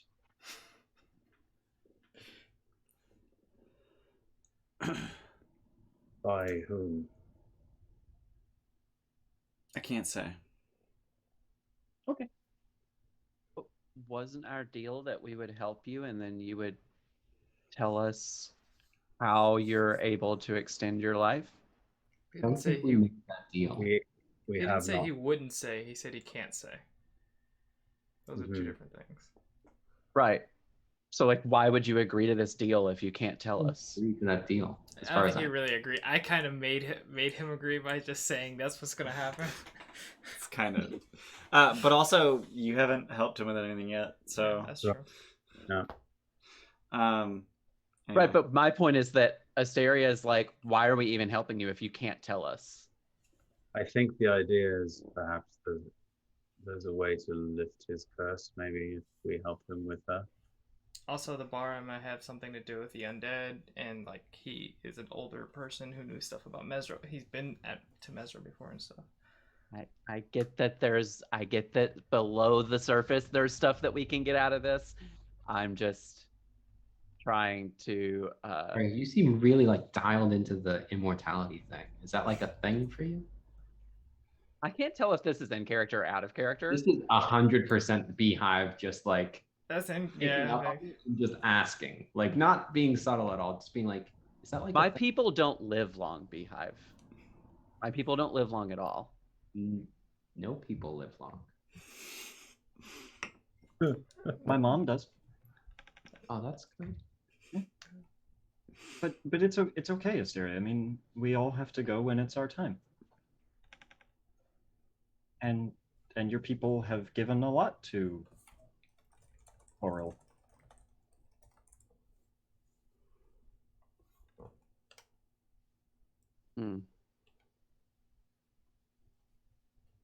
Is there Hmm. something specific you're looking for? Sorry, just side note. Based on the art of Artus, how old do you think he is? Like late 50s. Supposedly he's I'd say, like, 30. 40s. He's supposed to have his appearance frozen at 32. Ah. He That's a looked rough like a very 32, bud. drug- That is a rough 32. Yeah. That's a medieval 32. Right? Yeah, it's, He's got some very a father figure energy. Like he's Yeah. Aragorn. Yeah. Yeah, he's very Aragorn. Anyway.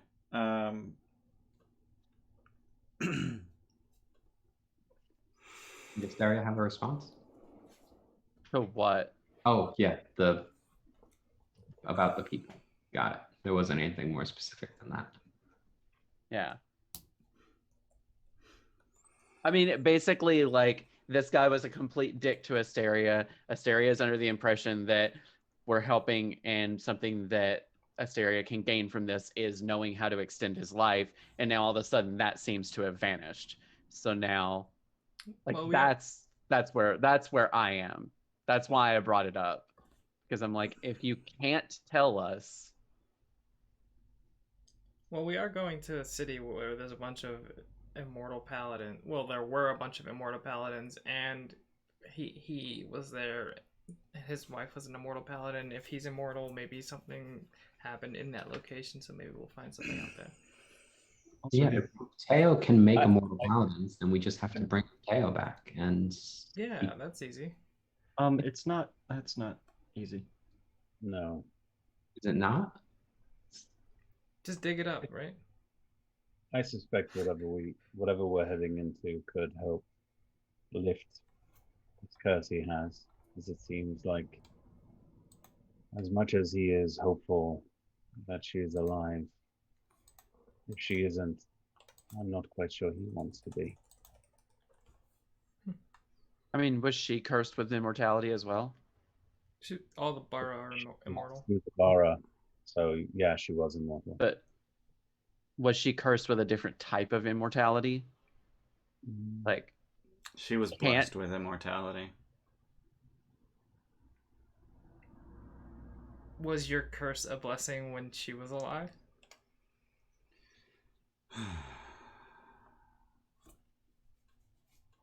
I feel like we're asking a lot of personal questions. Yeah, the Okay, entire if you trip. want to tell us. So over the course of the trip, I'm sure you guys broach the topic repeatedly, and he gets exasperated very quickly each time. But each time you start having a little bit more knowledge, so you can get to a little bit more meat before he gets annoyed and just walks off. God, I don't. He's gotta hate you by now. Oh yeah. Like by the time you get there, he's like. I mean, I kind of hate him too, but so yeah. So I don't fair. care what he thinks about me. Yeah. Eladan Personally. asked no questions. Yeah. Just let's Yeah. all get along and live. I want everybody to live.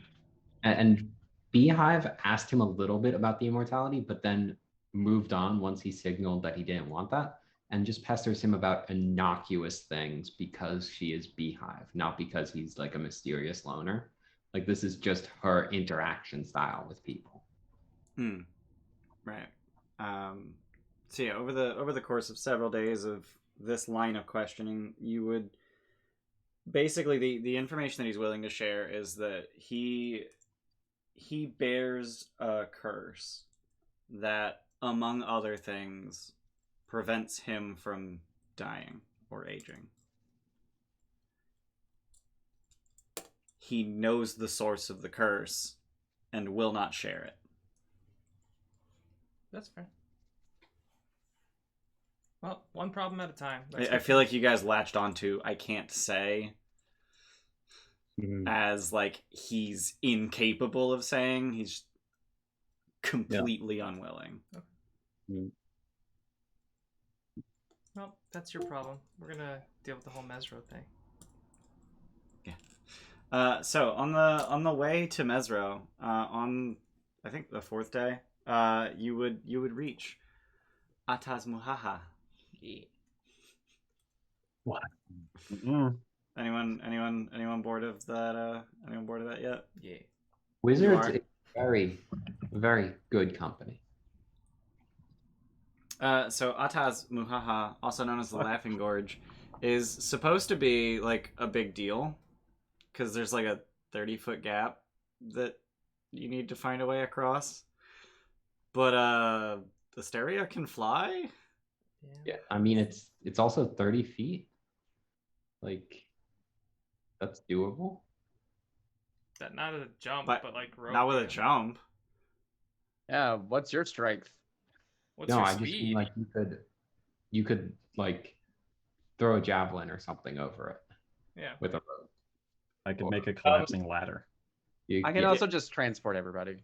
Yeah. Yeah. So Yeah, Artus will decline being transported, and instead he will take bookmark, slice a rift in the fabric of space, and walk through it, and just appear on the other side of the gorge. Can I follow him?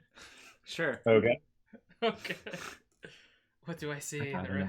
rift? He cast Dimension Yes, Door. yeah. I gotta know how to make that. I mean, maybe he could teach you if I don't. I wanna go to shape try. change and I see him do that, and I just follow him in. So he just teleports. Like he does not step foot on the bridge at all. He just teleports from one side of the gorge to the other. And I guess you follow him through the Dimension Door. Okay. The rest of you being ferried onto the bridge, you see in the middle of the bridge, there is a stone shrine that consists of an imposing statue of a Chultan warrior wearing a war mask, hunkered down like a panther ready to pounce.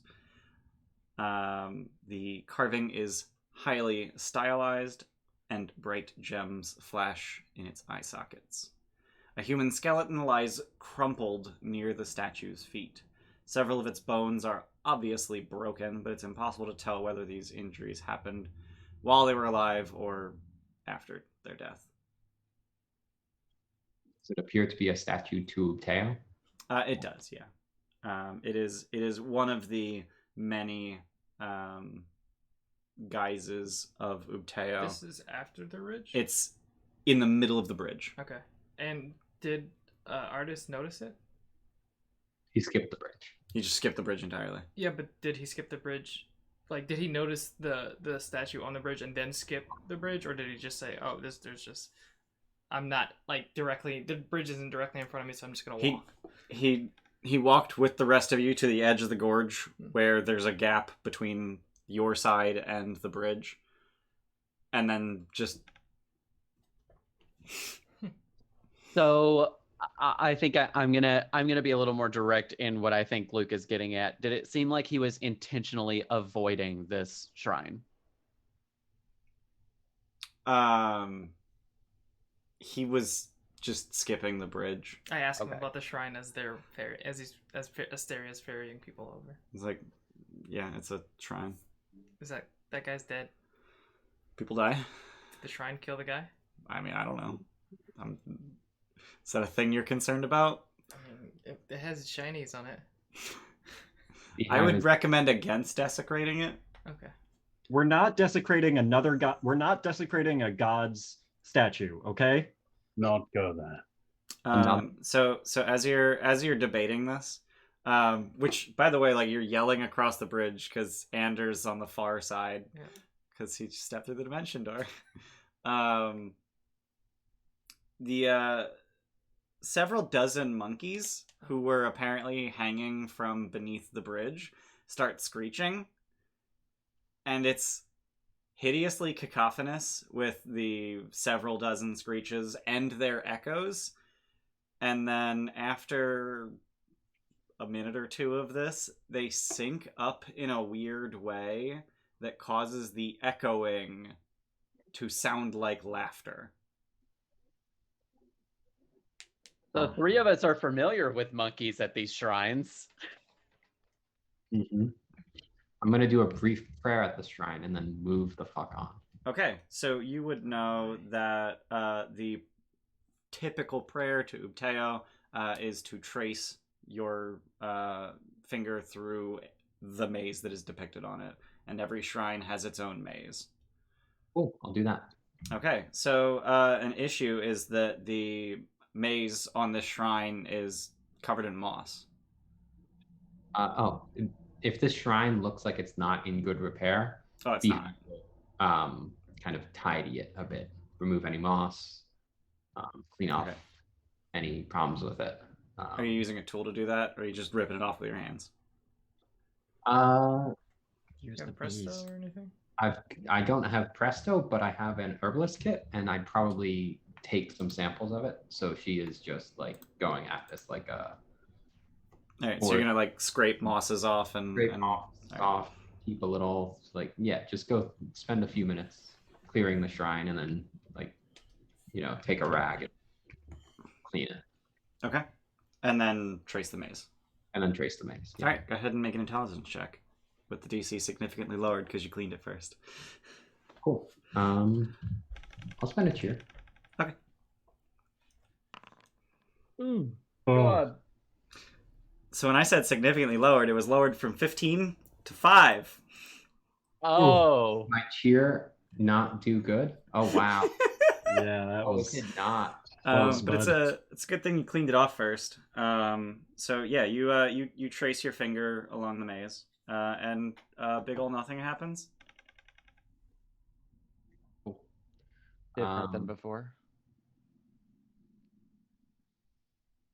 Head past across the bridge. Yeah. Did I? The monkeys aren't doing anything other than making sound. No, they're just screaming down there. Stupid monkeys. I have a feeling they're alerting something. It's okay. Let's just. Yeah, I'm good to move Keep on. going. Yeah. I want to get Okay. off the large Casimir bridge. Yeah. I don't have- Incidentally, I have art of this bridge, so I will share that. Ooh. Because it's neato. There's I'm some not gonna make magic I'm not gonna make a journal entry. I'm just gonna drop a link in Foundry chat because I like that's that better. You can way zoom, easier. and you can zoom. Oh, okay. So it's okay. Oh, it's a stone bridge. Okay. Yeah. I was imagining a Temple of Doom suspension. Yeah. Sorry, yeah, I probably should have been. I A little bit more love the descriptive. random long neck for scale. Yeah. Yeah. That makes it. I did not realize how huge that was until I saw that. Yeah, it's a big bridge.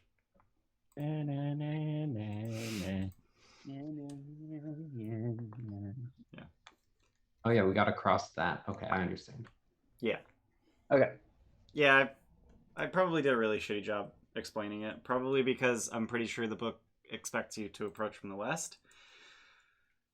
So, anyway, Artus is just kind of standing on the other side, just waiting impatiently for you to, Yeah, come on, make your way guys. across. Yeah. So yeah, I mean we're going. All right. And then you continue, and we will arrive at Mezro when we get back from our break. Oh yeah. That's the thing that we do halfway through a session, so that I can get out of my chair and stretch my back. And I was gonna say go pee, but I already did that. Yep. So yeah, we'll be back in a little bit. Don't go nowhere. Bye bye. Welcome back. We're playing D&D. Luke has a miniature. You were holding it up. I thought you would continue holding it up. Luke has a miniature for the character that is level 1. Yeah. He won't be level 1 forever, though, right? Hopefully not. Hopefully not. Until he dies. Until he dies. Right. So you guys are headed to Mezro, and when you eventually reach Mezro, around probably the beginning of the 6th day, a few hours into the 6th day of travel, you find the city, and I really wish. So Mezro is. Earlier today, I grabbed all of the maps from TOA and threw them into Foundry. Mezro is not in TOA, it's in a supplement. So I don't have the map of Mezro in Foundry, and it won't let me fucking upload files from this computer for some goddamn reason. So that's annoying. So everything's gonna be Theater of the Mind, I guess. Unless I decide to scribble something on a blank map. But as you reach Mezro, you do so from the top of a cliff. So you can look down on the city in its totality. Luke's just fond memories, I'm hoping. Yeah. You can see the city in its totality, and you can see that it is completely flooded. A river, and by a river I mean the river Olong that you just crossed yesterday, or 2 days ago. 2 days ago. has completely overtaken the city and turned it into a swamp. There are portions that are still solid ground, though likely muddy, and the walls of the city are still intact. The city is circular in shape with 4 very distinct quadrants. In the center of the city is the only intact building that you can see in the entire city, and it is, by its construction, you can tell that even at the height of Mezro, it was the tallest building. And Artus would tell you that that is the Temple of Upteo. And is that out, like sticking out of the, like it's on a mound enough that it's out of the water, or is it just a sun The phase of- Temple of Upteo is like on a platform raised above the water. To the left, sort of abutting over the walls of the city, are a series of wooden, stilted buildings and walkways, just haphazardly built just outside of the city. And even from a distance, you can see that there is activity in those buildings. And you can see that they are flying flags. Specifically, the flags depict a fist that is on fire.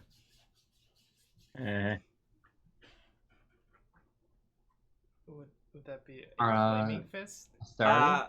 Do any of you have familiarity with the Flaming Fist? Let's roll history. I do. Are you a former Flaming Fist? Yes. Are you really? Yep. Veteran mercenary. Yes. I know you were a veteran mercenary. Like, I remembered that was Andrew's background, Yeah. but you I were did actually change Flaming it for Fist. this. I talked to. So you were a Flaming Fist. Okay.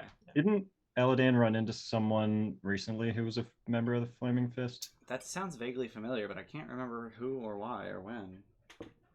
Like, I know this is not the first time the Flaming Fist have come up in Trolls for Hire. Let me look at the list of adventures Eladan has been in. Was it the... Oh, it was the Restful The, Lily. yeah, There was a Restful- member yeah. of the Flaming Fist just recovering there from a leg injury. Yep. Yeah. So yeah, Cool. you have at least passing familiarity with the Flaming Fist, which is a mercenary company out of Baldur's Gate. I almost said Waterdeep. I almost said Neverwinter. Both of those are wrong. Ugh. Baldur's Gate. They Never are Baldur's Gate. essentially the military force of Baldur's Gate, but technically, legally, they are a mercenary company. That said, the leader of the Flaming Fist is now currently the Grand Duke of Baldur's Gate, so that's a thing. So it's his own Something private like- paramilitary organization that's totally not running Baldur's Gate, but Exactly. Yep.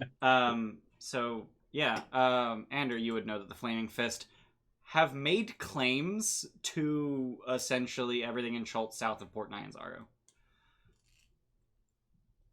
I'd like to Bold. point out that Port Nyanzaru is at the north end of Chult.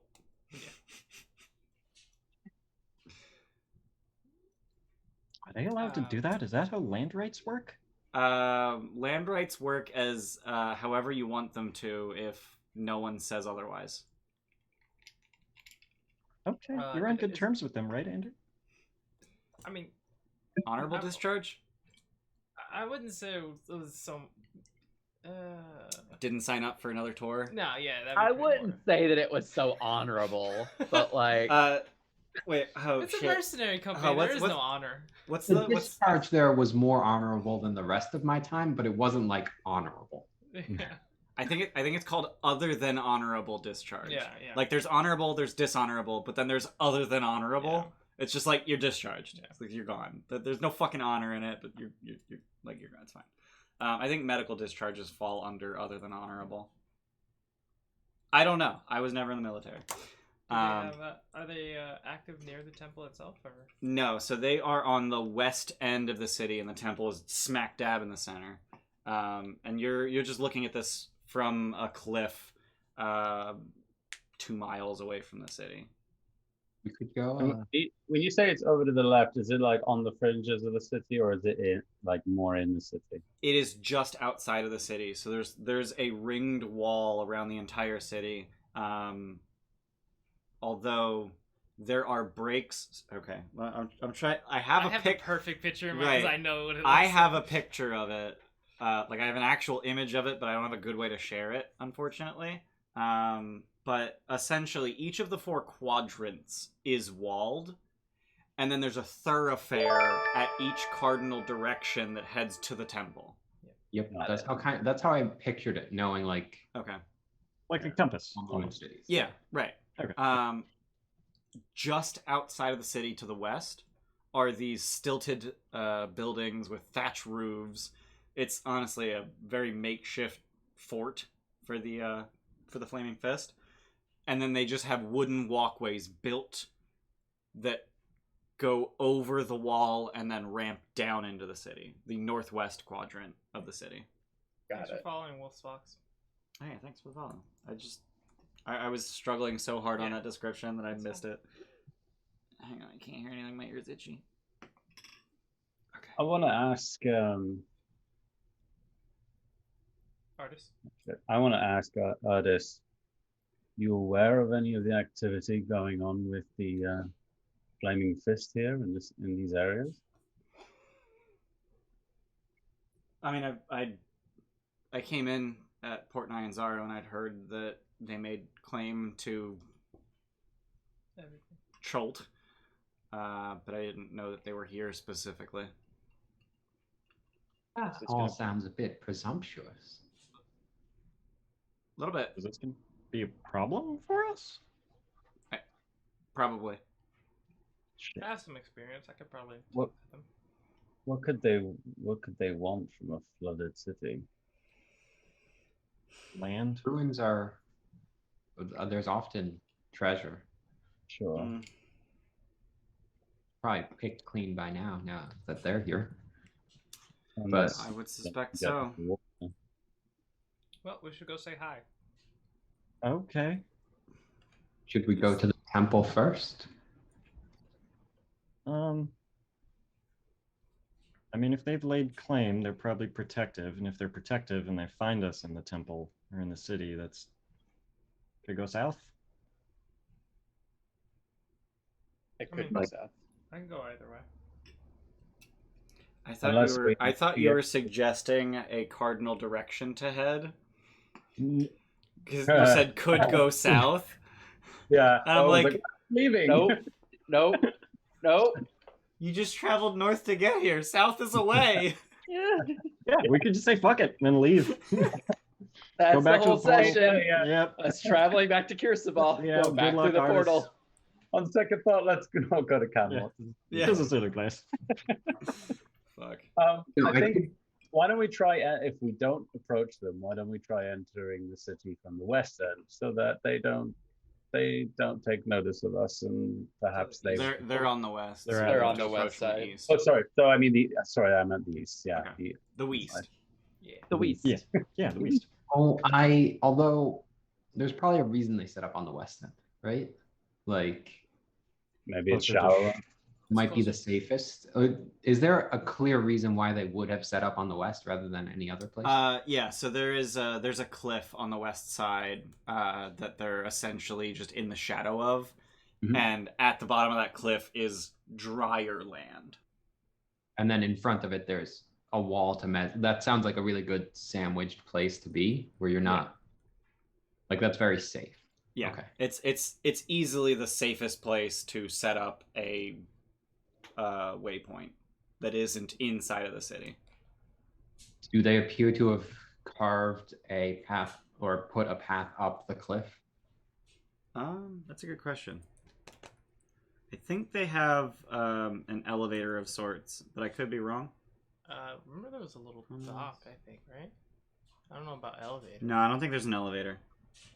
But I could imagine them putting like a makeshift, like, you know, a winch of sorts. yeah.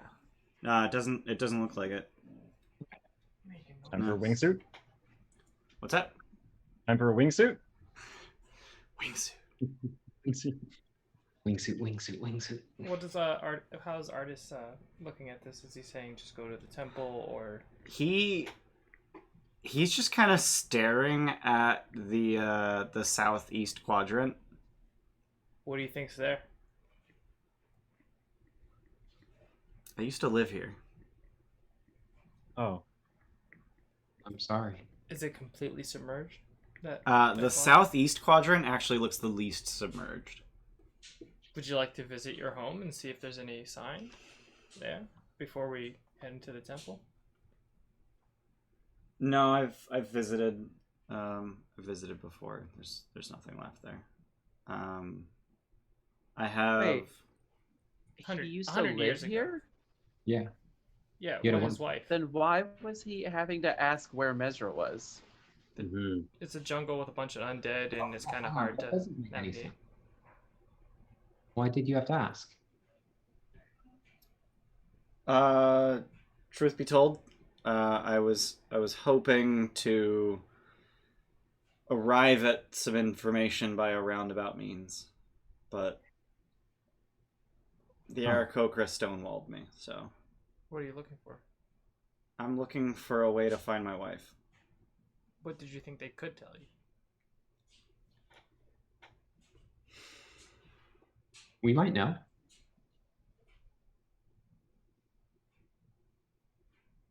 He just sighs heavily and then just sits with his legs dangling over the cliff.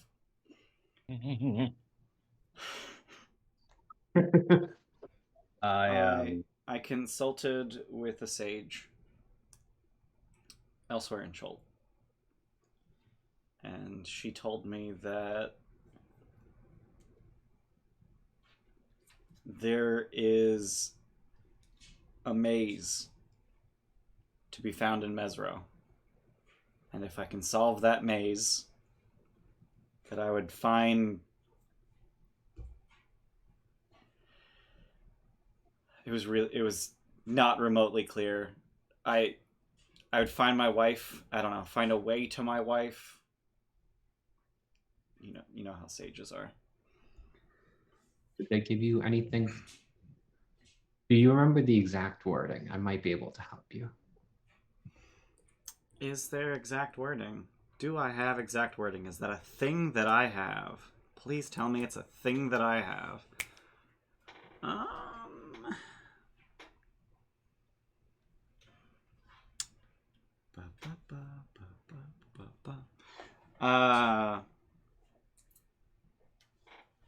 The sage said that King Osaw's maze would show me the path to Alisanda. Would I know that king's name? So that was the first of the Bare. So he would. And Wait, what'd you king what? Osaw. Oh, that's not what I heard. Okay, One sorry. with a W at the end. Oh, Yeah. S-A-W. Yeah. Yeah, he was the king. Which is new and a info. paladin. And a paladin. Were the Bari typically kings, or like rulers of Mezro? No, Osaw was the king. So even after he was a Bari, he was still king. Yeah. So his Bari status was removed without him dying. No, he stopped being a Bare when he died. Oh, so he was always a Bari. He was just like He a was- Bari from the start to finish. Yeah.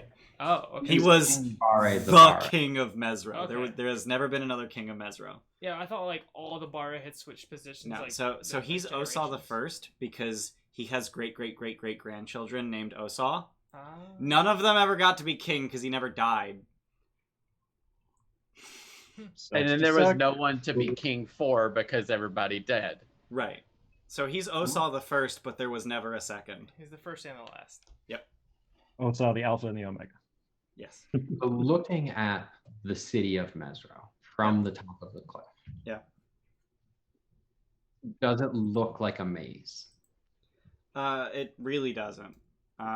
It looks like 4 quadrants.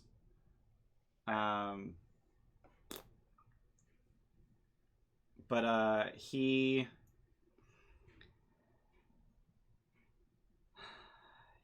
shares with you There are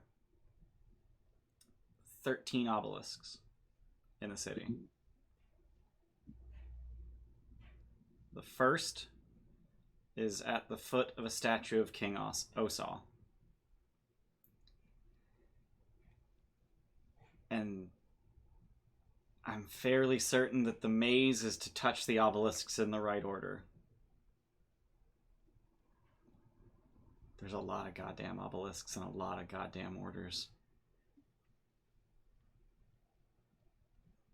You said the first was to touch The obelisk at Osal. the foot of King Osal. Do you How know is who? this? Do you know who the other obelisk did pick? They're just obelisks in Oh, the they city. did pick them. Okay. Where will we find the orders? If I knew that, I wouldn't need help. Hmm. Do you know where? How- Oh, sorry. Go ahead. How is doing this in this order, finding the order and doing all of that, how is that going to help control the number of undead? Well, no, we're helping him right now. I don't think this is the true Mezro. I don't think my wife is dead. I don't think King Osal is dead. I don't think any of the Mezroans are dead. I think I think the insight true check city is hiding somewhere, and this is the key to finding it. Can I insight check? Sure. Yeah, I'd like to see if If he's lying or like for insanity, like it has to because I'm not sure which one it is. If he's like just being cryptic as hell, or he's actually delusional. So like that's what I'm wondering.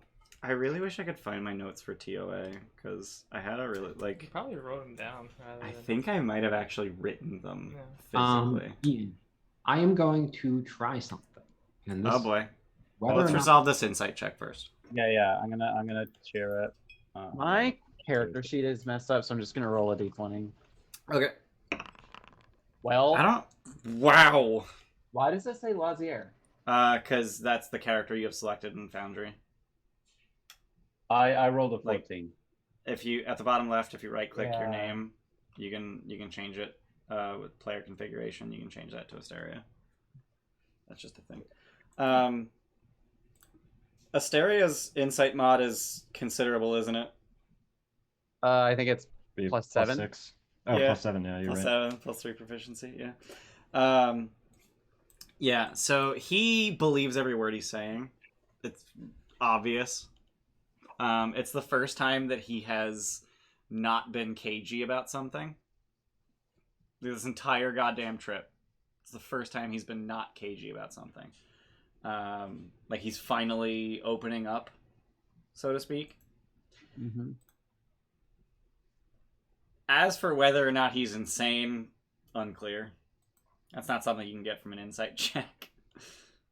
I mean, it could be, but he seems Like delusional. He is level-headed about this. It is a possibility. What? It's a possibility is pretty much what we can determine. It might not be the most likely possibility, but it could be a thing. He certainly believes it, Yeah. and it doesn't appear to be the result of a delusion, as far as you can tell. Okay. Chris, what did you want to try? There is a spell I have access to Oh boy.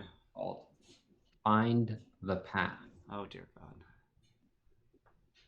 Wait, That's how the do you thing have he has. access to The same way Ender got that? Oh, it. he got the same way? Yep. The statue, and he did the thing.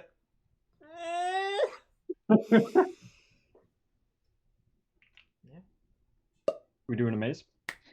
Wait. I have it too? No. The other Ender. You fuckface.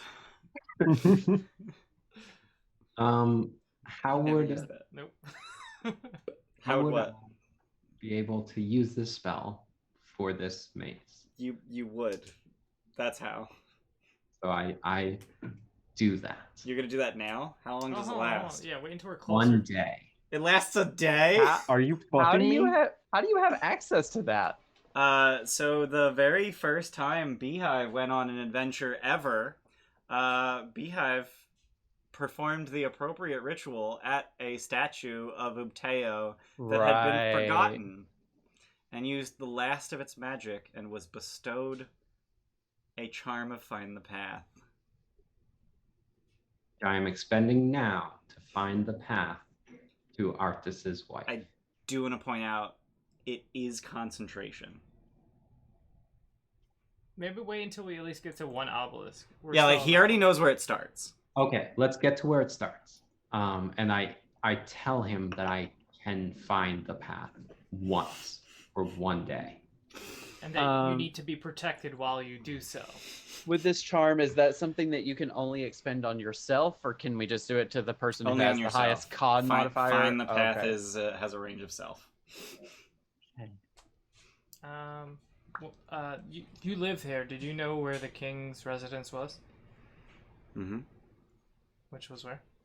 Well, we need the statue of King Osal. Yeah, if there were any... If this isn't the right path or anything, or if this isn't the maze, maybe there were clues to the maze in his residence. Every part of I've been here before. Like there's nothing here. Okay. I've scoured the city. I'd like nothing to, of value here. Okay. I'd like to pray at the temple to Ubteo and then start the maze. I think I'll be able to do that. And you know where the start of it is? Mm-hmm. He knows, I don't. Where is location 12? The name is now Protect Chris. Statue of King Osal. Yeah, I mean, you guys can do that. Okay. So the statue is in the southeastern quarter, which is... What are the quarters? Like, each of the quarters is a thing. Northwest is market quarter. Southwest is residential. Southeast is agricultural. Which one did I miss? Oh. Northeast is scholars quarter. Nope, Okay. I got that backwards. Agriculture. No. Fuck. Market is northeast. Scholars northwest. They do not make it easy to put that together. I haven't read this module in 3 years. Yeah. So southeast, the one that we're going to, is Southeast. Yeah. It's the agricultural, and it is the most flooded. Huh. I thought it was the least flooded. No, the southwest is the least Oh. flooded. The residential. Makes sense. Alright, let's head off. All right. So, what are you doing, if anything, about the Flaming Fist? If we come in contact with them, I'm assuming I would know some kind of gestures that they normally have for greeting each other, and I'll just try to be as, like, I would maybe try and pass myself as one of them and say, yeah. As a current Flaming Fist? Yeah.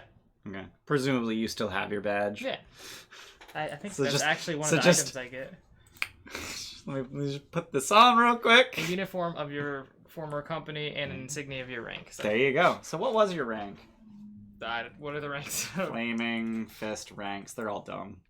Like the names are just stupid.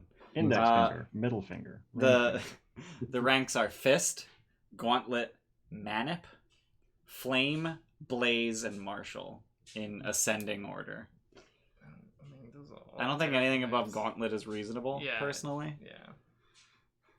for a level 1 PC. That's it. I'll take Gauntlet. Why not? Okay. I'll take what I can get. So you were a corporal. What did you do in the Flaming Fist? What was your role? I'm from Chult, so I would help with them, like, plunder, I guess. So I would be used to them. Reconnaissance? Yeah, reconnaissance and like sending people out to like find stuff and take over and over areas in the forest and stuff like that. Okay. So in the Flaming Fist, your rank or your title is a combination of your rank and your role. Okay. It's really stupid because you would actually know Liara Portier, the commander of the Chultan forces, Oh, okay. Yeah. is a Blaze general. Okay. Blaze is her rank, general is her role. So you would be a Gauntlet. gauntlet scout. I don't know. Yeah, I guess. Flaming Fist is stupid ranks. I hate them. Anyway, all right. So you're just gonna try to avoid them, but if you come across them, just try to play nice. Yeah. Okay. And then, like, we might want to interact with them later, but I feel like interacting with them from the outset really sets up a dichotomy. You know what I Yeah. mean? Like, we either do what they say or we don't. Also, we don't know how Artus is gonna react with them. Like, we don't want to deal with any more people fighting each other. Should I make us some badges? Oh, yeah. You can just copy it right off of this. I've been. I don't know if impersonating them will. Well, you don't have to hold it out, but like, if they say, well, I would know. Would my insignia be any different from a lower ranking insignia? Because if a bunch of I would know what that insignia would be, Yeah. so I would tell you that one, so we don't have a bunch of A bunch of gauntlets walking corporals. around. What if Yeah. what if I'd we had assume- a gauntlet scout and a bunch of fist scouts? Yeah. And Luke Right. just talks for us. Yeah. He's a leader.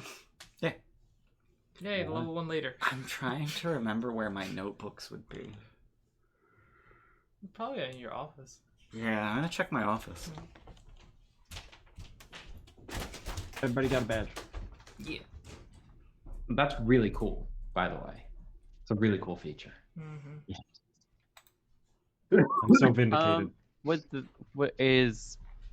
Have there ever been any Aarakocra in the Flaming Fist? Like, is this a good idea for an Aarakocra to pose as a Flaming Fist? I think so, because we're in Chult, and we can, like, if they're trying to take over Chult, I'm assuming they would recruit people in Chult, and Aarakocra can travel around and, like, they'll go over the trees and all that, so it'd probably be very valuable to have one in the Flaming Fist.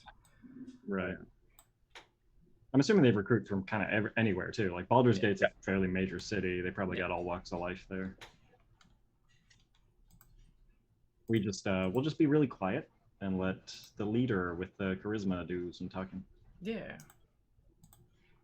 How's that charisma? How's that persuasion? Okay. So I'll step up to the Perception plate stuff. then, I guess, if I need to. No, I'm just. It's decent. Asteria is. I don't have proficiency in persuasion. I don't know why. Well, What rank of badge are we getting? Fist. So Seems you're, really good. you're a We would- fist of the Flaming Fist. Right. Okay. Fist Scout. Yeah. I don't know if that goes on the badge, but Are you gonna make one for Artus? I Yeah, guess. that makes sense. Is it Yeah. made of metal or is it made of leather or? I'd assume it's like more of a metal. I would assume it's metal. Yeah. Yeah. It's all metal, he said. Like Right. a little iron badge. We're not in the place where there's no iron anymore. Yeah. It's brass. Oh, damn it, Ian. I can do brass. I Wait, can you work guys in can brass. hear him? Yes. Yeah. Oh my god. Do we need uniforms or anything? Or we? I mean, I don't think we need uniforms. I have my uniform, so if they want a Yeah. ranking officer. Maybe we're like uniform. new recruits. Yeah. Damn it. I assume that the scouts wear whatever is comfortable. Yeah, pretty much. Yeah. I found. The wrong Damn it. one? I found my notebooks, but I can't find the right one. Shit.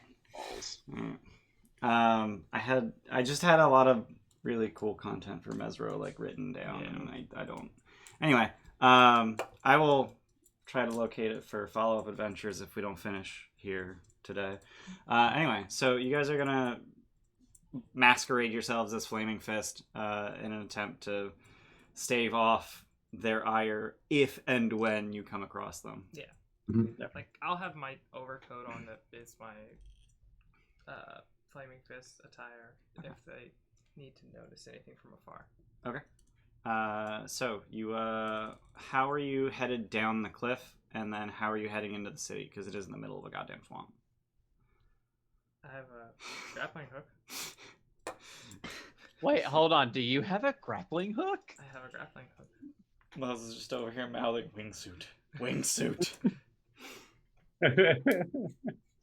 I do. mean- I'm kind of saving it. I'm kind of saving myself because it is a flooded city, and you're saying most of it's flooded, like full body flooding, right? Like deep flooding. Yeah, it's Okay. yeah, it's Beehive is underwater. pretty. Okay. So yeah, There's a I'm river saving. flowing through the city. Yeah. So I'm saving for my other use of that same feature. Yeah.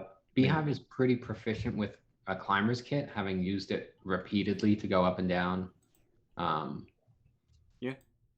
That thing, so she could do some pitons on the way down.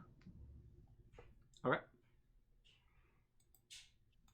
So just climb down the cliff Yeah. is I basically mean, the, I can. Unless there's another way down. I mean, I can I mean- transport people. Aarakocra. yeah. Yeah. Yeah. there is an Aarakocra. Yeah, Asteria can take it. But then how are you dealing with the water? Metal boat. I mean- mean, I have this spell called Create or Destroy Water. There's a lot more than 10 gallons of water. know, Take a lot of I days. know. Also, you're just gonna decimate part of the ecology here. Yeah. Listen, it's fine. It's fine. Is there Says are there Mezro. rooftops? Are there rooftops we can land on that are like out of the water, or is Well, it? you said pretty- there's like like a thoroughfare, like in the each Between the separating quadrants? Why don't Yeah. we just land on those? The thoroughfares are flooded. Oh. Yeah. Yeah. Oh, I on thought it that. was like I a thought it raised was a wall. higher up. You No. can make us a boat. Yeah, let's do a boat. Fuck it. Problem is, it has to fit in a 5-foot cube. Ooh. Make So have- make make a square two boat. halves. Make two halves. Individual of boats. boats. Make a square boat. Can you make multiple boats? Hey, you just make multiple 5-foot Yeah, I cube could just make boats. multiple Like, boats. Just So make we all get our. kayaks for us. Yeah, we all get our. We all Yeah, get a. everyone gets kayak. Yeah. Everyone gets a kayak. Add fuck kayaks is- to your inventory. You're gonna do that once you get to the bottom, Yeah. Yeah. presumably. Just make a Alright. couple. I'll take Yeah. Eladan down first so that he can get started on that, Sounds Right. good. and I'll hold Presumably, we would him. have.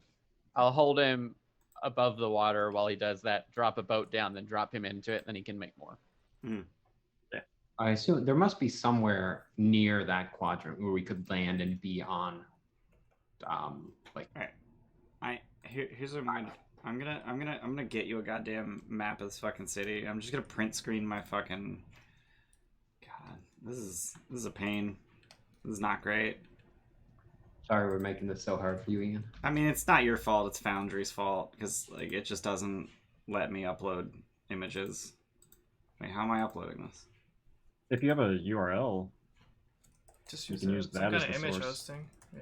Yeah, I guess I'm putting it on Imager. Fucking Christ. Yeah. Or you can throw it on Discord and then just use the Discord link. I'm already on Imager, so that's what I'm Oh, doing. Your upload will resume after this ad. Are you fucking kidding me? What, Wow, what don't ad is sponsor it? us, What's the Imgur. ad? Yeah. Jesus. Please tell me it's for salads and gay porn. No, it's for. Oh, I, Simultaneously. Okay. We have a map of Mezro. I really need to pee again. Oh my god. bloody. All right. Well, Stop I'm gonna look drinking up how water. much a kayak costs and weighs. Oh, boat. cool. Folding Okay, boat. but- Okay, that's cool. So Hold up. There are folding boats in the DMG. That's a magic item. That's a magic item. Shit. But I'm gonna get one. oh my So many. God, I see. I Okay, Wait, made- so what- you are an inventor. Can you just make a folding I'm not so much an inventor as I am like a dear God, I would like a wingsuit. I would like a jack. couple of small boats, a jack, a couple of badges, short sword, long sword, hand axe, crossbow, a key, everything? dear Santa But- God. This is What- way more flooded than I thought it was. oh, this is actually less flooded than I It's thought. less flooded Yeah, than I same. thought it was too. Like Uh, we could walk along the wall up top. Yeah. Yeah, I thought it was mostly swamp, but this is like river. yeah. I mean, a river runs through it. So Yeah, I thought the river ran near it and it had like made swampland out of the. So the south. So sorry. So we're headed to the southeastern quadrant, like. Well, Yeah, like near- southeastern quadrant is where the maze begins. Cool. which Artus would have been able to pinpoint. Okay. I'm going to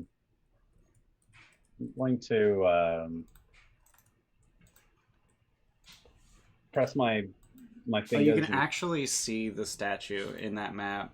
If you look at the Oh, yeah. southeastern quadrant on the south shore of the river. Is it the one holding the gold thing in it? There's just a little statue of a dude. I think he's Oh, holding yeah. the gold thing. Yeah. Oh, with the Yeah, shield. yeah. It's like Yeah.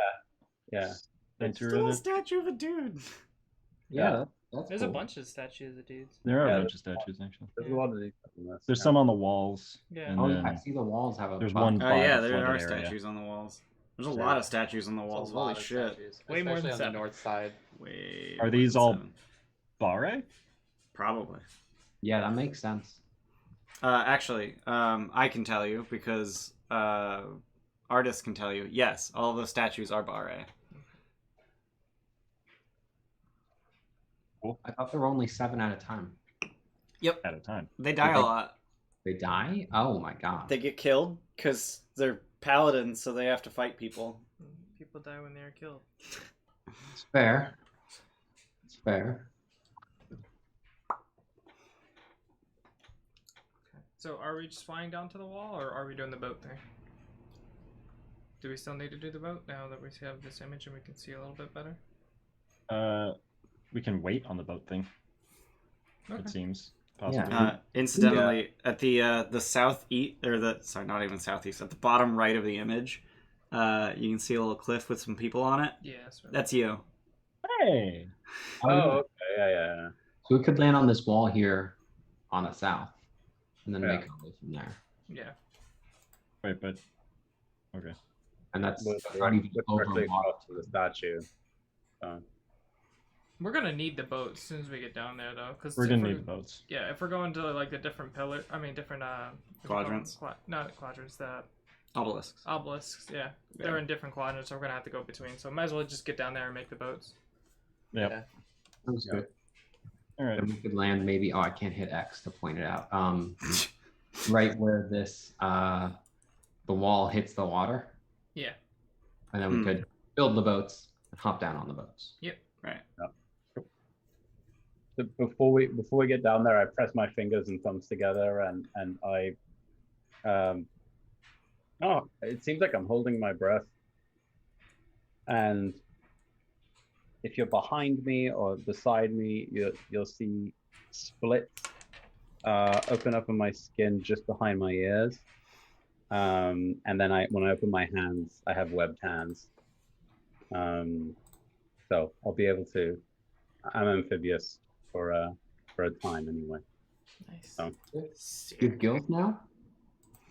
Yeah, I mean, yeah, it's a cool homebrew feat that Ian put together from my changeling thing. That's really So I get the ability to breathe air and water, and swimming speed equal to my walking speed.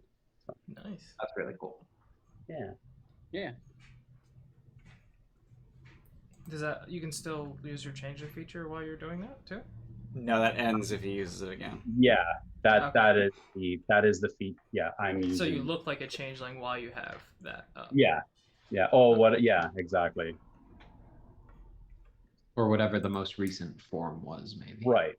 Okay. Yeah. I would say whatever the most recent form is. Okay. You just can't change again if you want to keep that. Makes sense. That the mechanical or the functional. That's the word.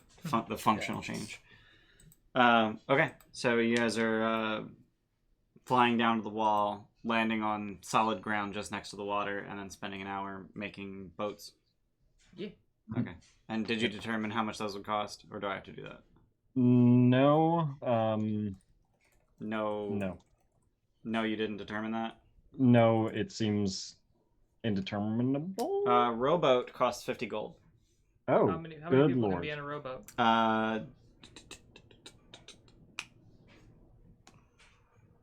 Yes.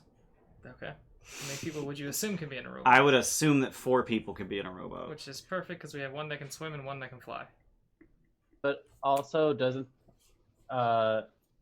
it has to fit into 5 Right, so you would feet? make kayaks. Let's just say it's 50 gold for the 4 of you. Yeah. Cool. Okay. We just found a thing that's comparable. Yeah. I don't know. Okay, I'll donate 10 of my gold for that. Thanks. The fact that you can just turn gold into stuff mid. I can Adventure. turn rusted swords into stuff too. I thought. You Does it said have to be metal with a specific be- value? It does. I would have to use a lot of metal swords Yeah. or shitty swords, but Right. that's what my old forge cleric did in Chult, was just collect every Yep. broken down That's piece of fun. junk He and sure then turn did. it into That's fun. You just Alright. hit it with your hammer and coins came out. You're just- all right, so Alright. boats, Boats. badges. Alright. So, over the course of an hour making boats, there's a flaming fist patrol that goes by, consisting. Did you roll one? I rolled 2 ones, Awesome. consisting of how many? 2. 5. Consisting of Oh. 5. Oh. It's 2d8 plus 3. I mean, that's what the size of the party size that they would Yeah, send out, so- obviously. Yeah. They expect them to be in groups of 5, even though Artus is a 6th. It's fine. A group of flaming fists row by on their own pair of rowboats, and they take notice of you. Yeah. Go ahead and roll performance Oh. to let's get a group performance check to Oh. pretend you belong here. God. Oh boy. We have advantage because of all of the stuff. No, you're allowed to make the check because of all of the stuff. Totally fair. No.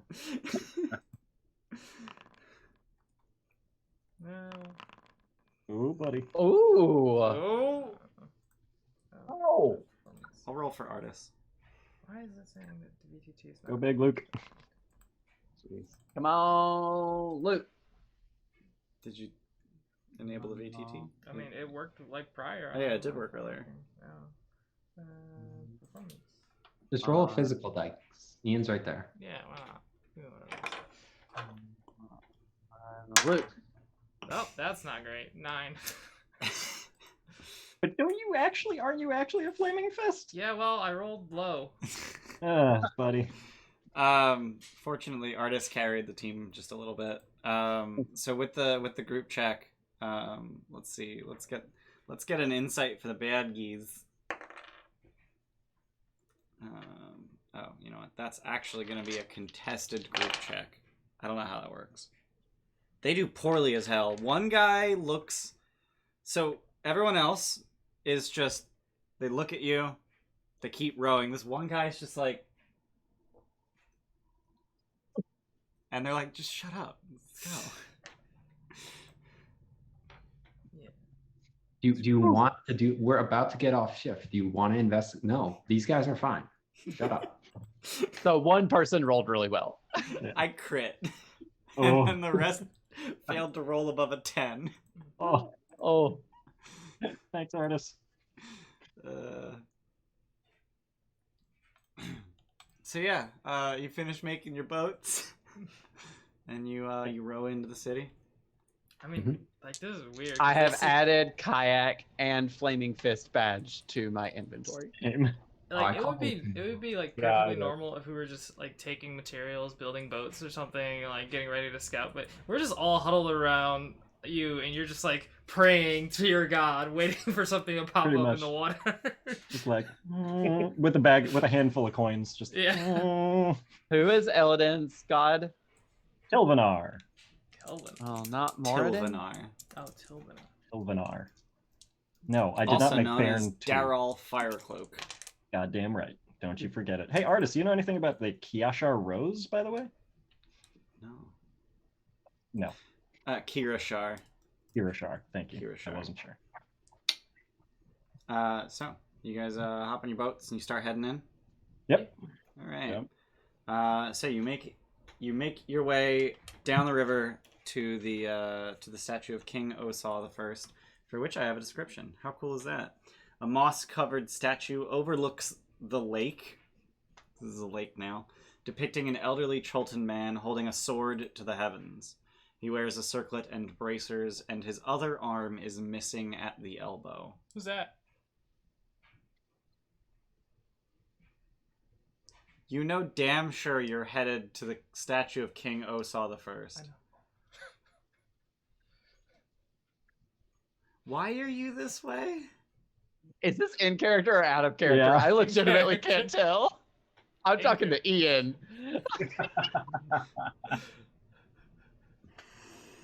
That was out of character, but now I'm considering having it be in character.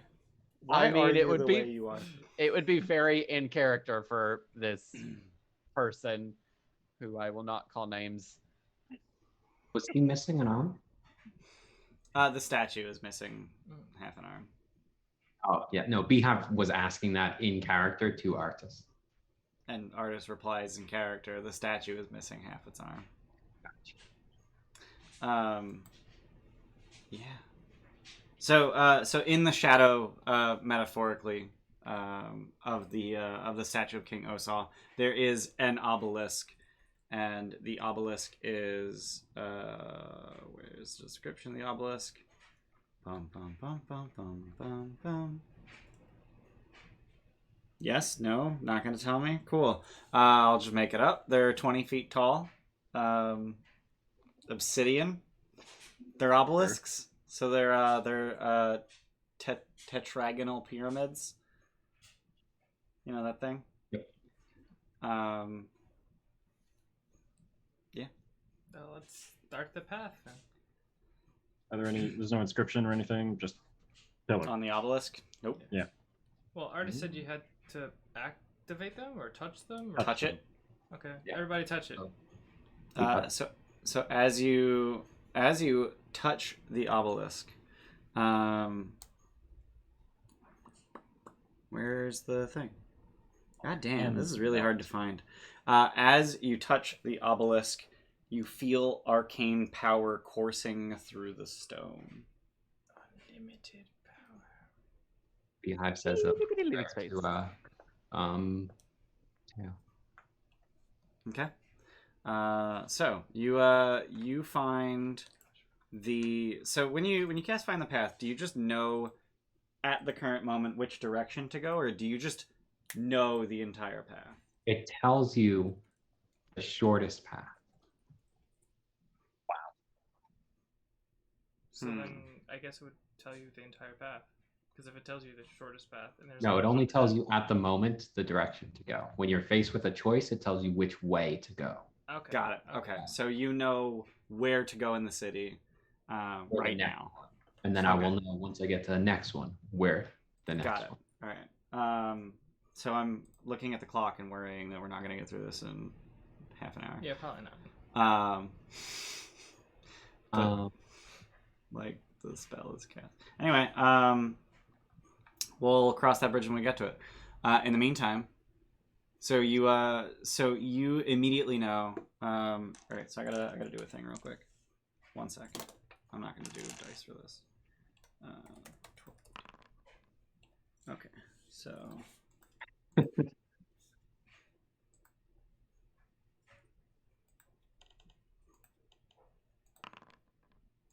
Okay, that works. Wow. Really? 1, 2, 3, 4, 5, 6, 7, 8, 9, 10. Okay. All right. So you know that the next obelisk is in the residential quarter. Okay, let's go. All right. So you hop in your boats Gotta- and head straight there. Yep. All right. So on the way there, actually, I'm just gonna do a bunch of these real quick too, and you know, fuck dice, because I can roll a lot of dice all at once with this.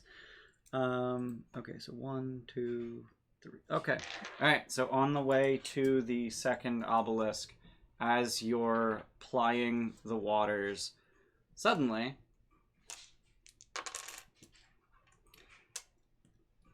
"16 hands grab your boats from underwater, and zombies begin pulling themselves out of the water. Roll initiative. We're doing this theater of the mind. Cool. I don't have channel divinity. Oh yeah, you used yours, didn't you? Oh That's no! why we got boats. Look, do you want boats or do you want frightened undead? I got one right now. Level 6, damn it! Fuck. We've got zombies. We got zombies. Initiative. Can we roll initiative yet? Yeah, you can roll initiative. I don't have a token. I don't have control of my token. Wow. Oh, I forgot to do that. That's the thing I forgot Hot to do. Configure damn, Chris. permissions, Luke. Owner. Have you been staring at a black screen this whole time? No, I can see the Nexus. Oh, because I have a Z the Observer token in this scene. Okay. All right. You now have control of Ander. Okay. And I don't know if you want to just set my initiative 13. I already rolled it. All right. So Beehive, you're up first. Oh, are there any on my boat, or where are they? Let's say they're split evenly among the boats. Cool. So 2 on each boat. I guess I will make a short sword attack on the one that's next to me. All right.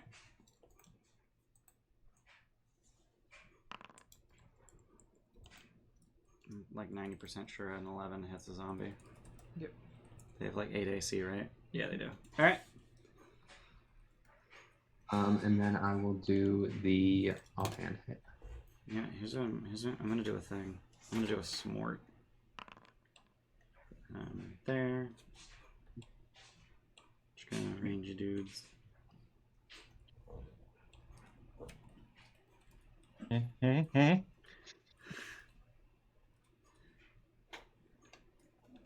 Asteria doesn't have a boat because Asteria can fly. Asteria don't need no boat.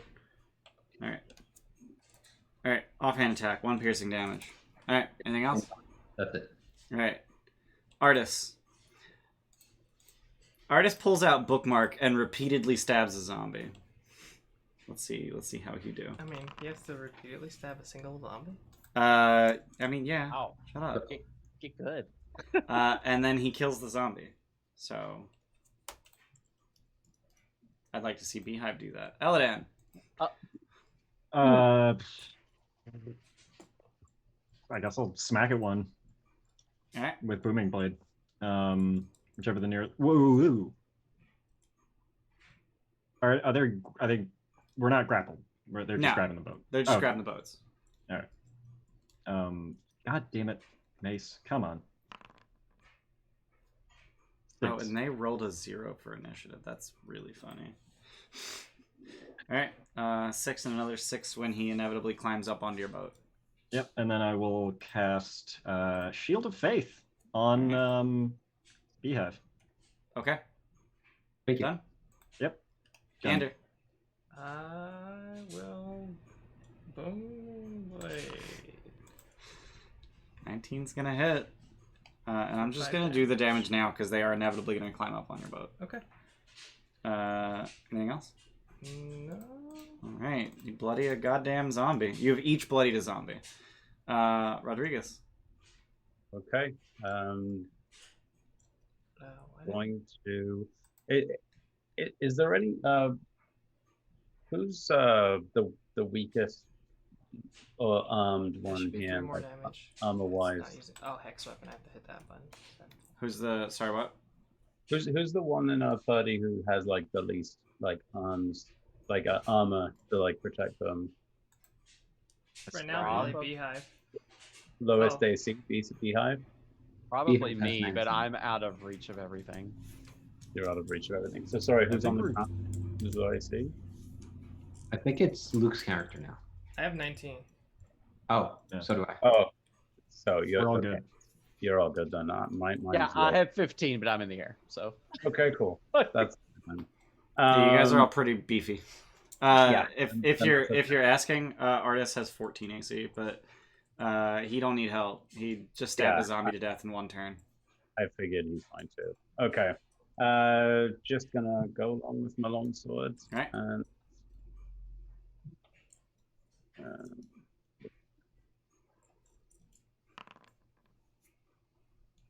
all right. Oh no. Oh no. That's a 9. 9 hits. Yeah, it's Obviously. just above. Alright. And that's two-handed, so Yep. So 12 slashing. All right. You bloody him. You chop his entire hand off, and then he just uses the other one to continue climbing. Anything else? I think I'm gonna. No, you know what? I'm good. Yeah. Asteria. I am going to produce flame. All right. We're at whose boat? At a zombie on whose boat, rather. A zombie on. Nobody's gotten hit yet, right? Correct. The zombies haven't taken a turn yet. Got it. And But Beehive is concentrating. Yeah. and that one. Okay.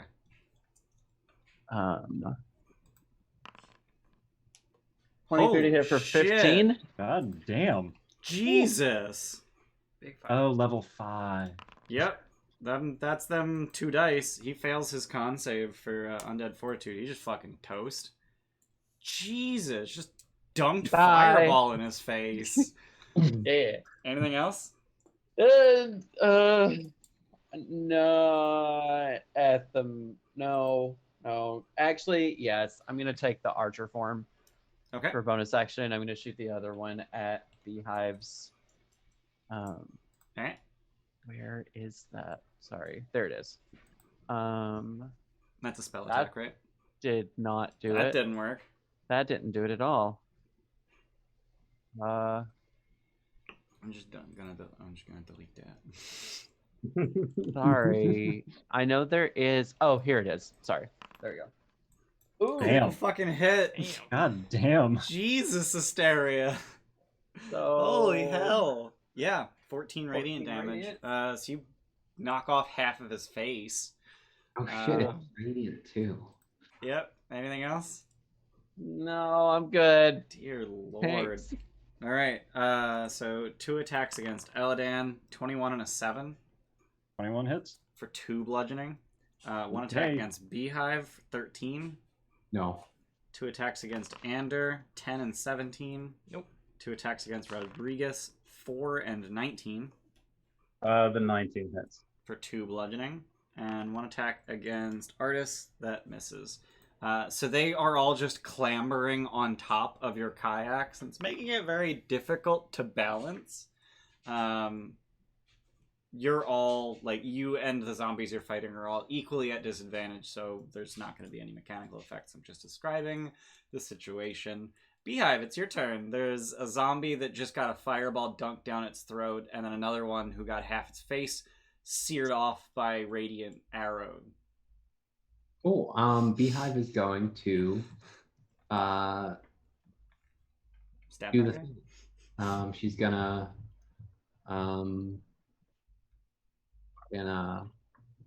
make 2 attacks. Sorry, my brain Okay. is 15 will hit. Still Sure. up. okay. I'm gonna roll a d6 extra damage. Okay. For why? Oh, you're right. Class features. Those exist. Oh, extra 6. Okay, so that's going to be DC 12. Sorry, DC 17 Undead Fortitude save. Yeah, I definitely wanted to just post the Undead Fortitude trait and not roll it. DC 17, and he rolls a 16, so he's dead. Cool. She sheaths her weapons and pulls out her longbow. Okay, done. All right, Artus is going to triple stab. Stab. Wow, he fails to do its max HP and damage. What a fucking scrub. Did I roll? Oh my god, I rolled 2 1s on damage. Eladan. Still 2 zombies on your boat. Yeah, they're like up now, right? Booming. Yeah, they're bludgeoning, on yeah. your boat. They're like legs wrapped around your fucking kayak and just It's clawing at you. annoying. I'll toll the dead one of them. All right. Whoever the one I heard. The already. damaged one. All Yeah. right. Wisdom saving throw 7. Hey, 11. That's gonna be enough to kill him. Let's see if he undead fortitudes. He don't. Yay! Anything else? That's it. Ander. I guess I'll booming. How many are left? There's 2 still on your boat. Awesome. I will booming blade the one I already hit. All right. Yeah, 9's gonna kill him. Let's undead fortitude. Jeez, these guys can't undead fortitude to save their fucking lives. That's good. Literally. Yeah. Anything else? Or their unlives. Rodrigus. All right. More longsword action. So. Attacking the same one you attacked last turn. Yeah. All right. Yeah. That's enough to kill him. Undead Fortitude finally makes it with a goddamn 21, so he's left at 1 hit point. Anything else? No, that's it. All right. Asteria. There's a zombie that looks like it should be dead, but it's still standing Okay. on Rodriguez's boat. I'll take care of, or attempt to take care of that one with my archer. Okay. Yep.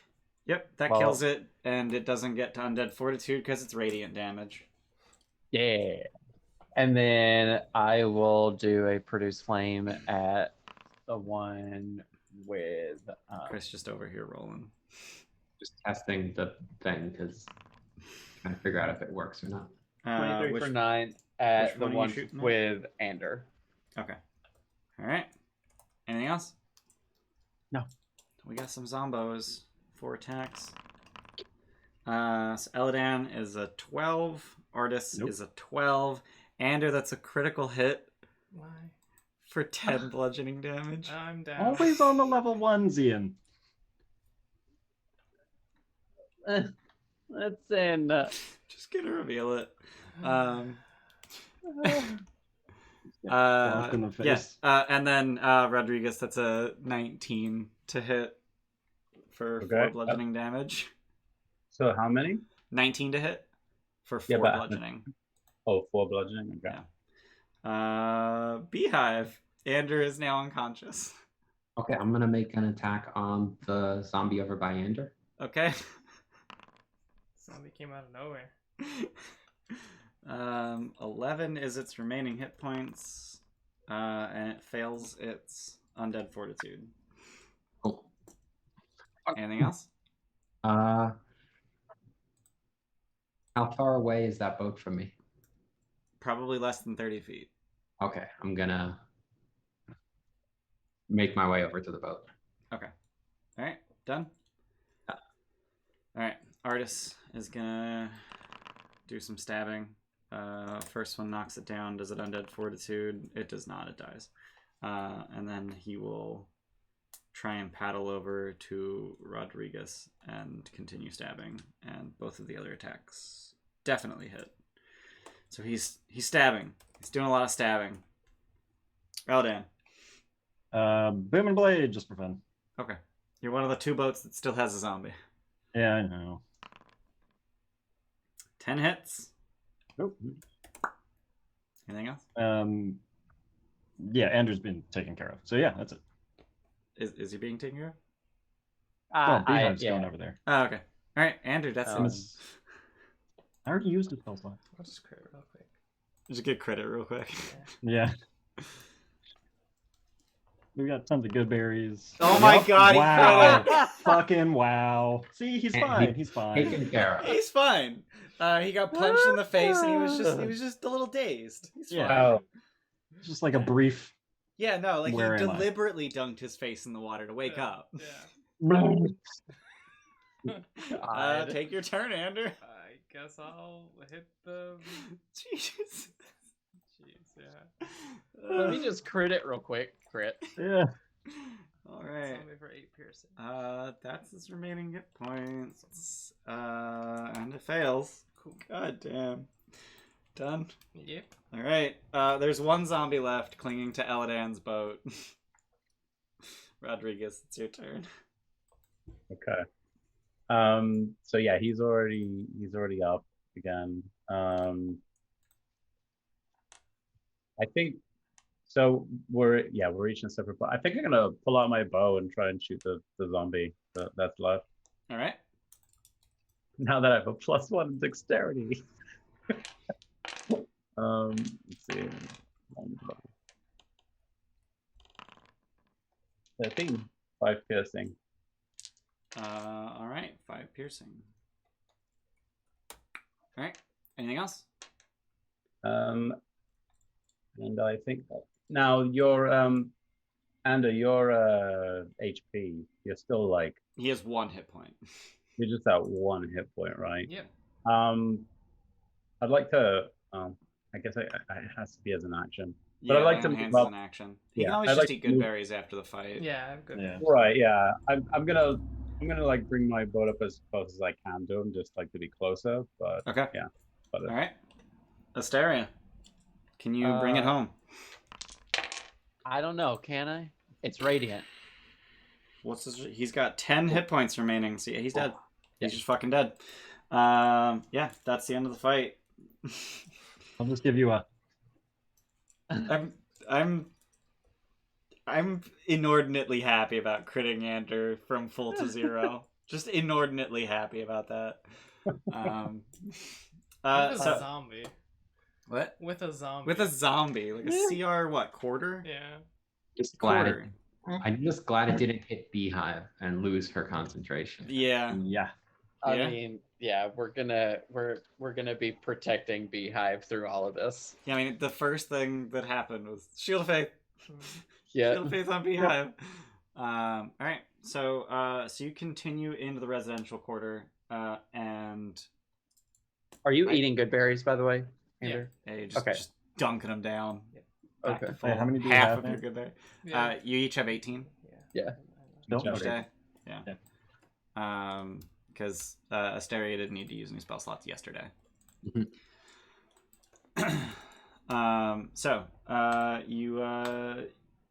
You head into the residential quarter and you find an obelisk, and as you touch it, you feel arcane power coursing through it, which doesn't really tell you much of anything. Are there any Does it feel blockers? compounding?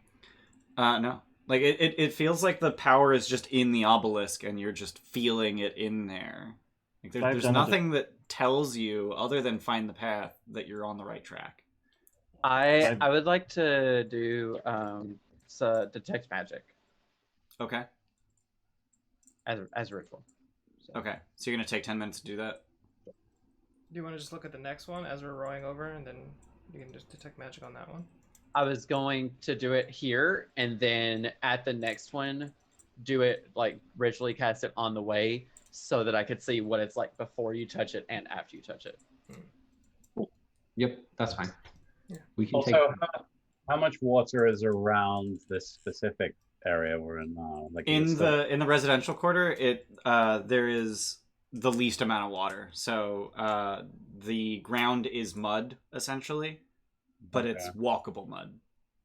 Okay. Are there any tracks around of like undead or anything like that? Undead, dinosaurs, snakes, So you everything. name it. Okay. Can I Flaming define fist, probably. Yeah. Can I define sense to see if there's any like actual things present around? Immediately around you within 60 feet, no. Okay. While Asteria is doing the ritual casting, I'll ask Artus since I'm assuming if he knew that this was one of the ways that you do the maze, then he must have tried it. Did you feel anything different when you tried doing it? Because I'm assuming you touched them in the wrong order before. Yeah, he tried it once, just based on a feeling that he had about where the obelisks are in the city and like actual meaning to Mezroans. It did jack shit. He didn't feel any arcane energy? He did feel the arcane energy. Each time he touched Each them? time. Okay. Yeah, that's just energy in the obelisk. It's not That's a just, successful yeah, indicator. that's not like a hey, you did it right, Yeah. because that would make it really easy to Yeah. figure it out. No, it's just that's just magic that's in there.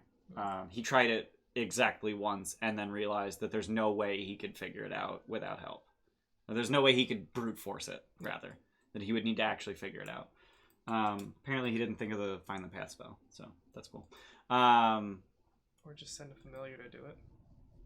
That's immune to exhaustion. Just say run through all the routes for the next 100 that would years. still take forever. It's 13 factorial. Yeah, I mean, you got 100 years. You're immune to exhaustion. Just Do do you it. understand how big a number 13 factorial is? I mean, maybe not. 13 factorial. times 12 times 11 times 10 times 9. 6,227,020,800. Oh, yeah, that's a lot. That's a lot. Sorry, it would actually be 12 factorial because the first one's already known. So Oh, right. divide by 13. So it's only 479 million permutations. Damn. Not happening. Brute What a force. boring existence that would Yeah. be. Anyway, so the next obelisk is back in the agricultural quarter, right where you came from. Did I get anything from detect magic? The obelisks emanate conjuration magic, Okay. or that obelisk emanates conjuration magic, and then you could actually concentrate on detect magic long enough to get to the next obelisk. Right. Uh, That's the goal. And as you get to the next obelisk, I've already rolled for random encounters. I know when they happen. There's none here. Conjuration as well. Conjuration before you touch it, conjuration after you touch it. No Okay. difference.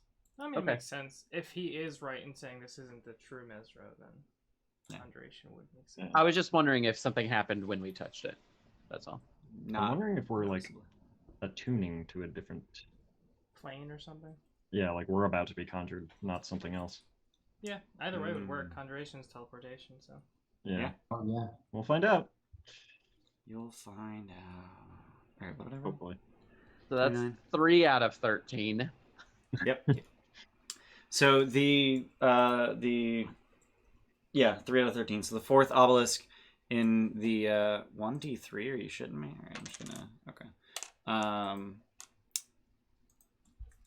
as you arrive at the fourth obelisk, which is in the Scholars' Quarter, the northeast quadrant of the city, you find that there are a pair of ghouls standing in its shadow.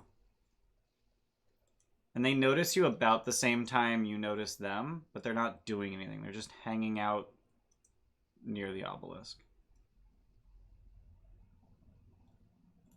Like, Wait. can we go to the other side of the obelisk and just touch it there? Oh no, like they're aware of you.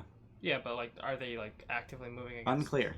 Let's go to the other side of the obelisk. You're gonna walk to the other side of it. Wait, could Well, like- Asteria fly Oh, to it's the not in other- the water. Couldn't- It's not in the water now. Oh, okay. Yeah, so you would have gotten on your boats, rowed over to the quarter at some point, disembarked, and walked up to the obelisk. If We're we just- want, I can just fly and touch the top of the obelisk. Yeah. No, we all need to touch it. Yeah, if I it's think we might- teleportation, Oh, we can yeah. touch it, yeah. Yeah. Could we just blast him from? Could you just blast him from the air a bunch? I could. I can just Do they produce have flame bows? over and over No, again. they're ghouls. I mean, Yeah. I don't know. Like, They're we not just- intelligent undead. We just Yeah. stay back or like up on a roof or something, and you just. I can just produce flame over and over again until they're dead. So everyone but Asteria is just gonna retreat. Yeah. Yeah. And then Asteria mean- just murders them. Yeah. Cool, you do that. Cool. You do that. You touch you touch an obelisk. The next obelisk is in the residential quarter. So the fastest way there is right past the Temple of Upteo. Knock on the door by the time as we're going back. Just knock on the door of the temple. Yeah. Why? Temple of the Lost So a God. gargantuan palace stands at the center of the city. Tall spires encircle a tower of crystal and gold, with each spire linked to the center by a slender buttress.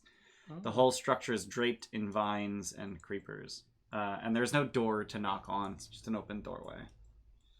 God. Are you just going past it? Going inside? I'm trying to make things move quickly so we Yes. can get to the end of this before Yeah. the end of the session. We would go past it, but look, observe Yeah. it and make sure. He there's no does a movement or little anything. prayer and then keeps going. Okay. So as you go past it, you can see through the open doorway that the hall just inside the door is lined with statues. So you make it to the residential quarter again for the second time, and without incident, you find the obelisk and you touch it. Yeah. Oh my god, are you kidding?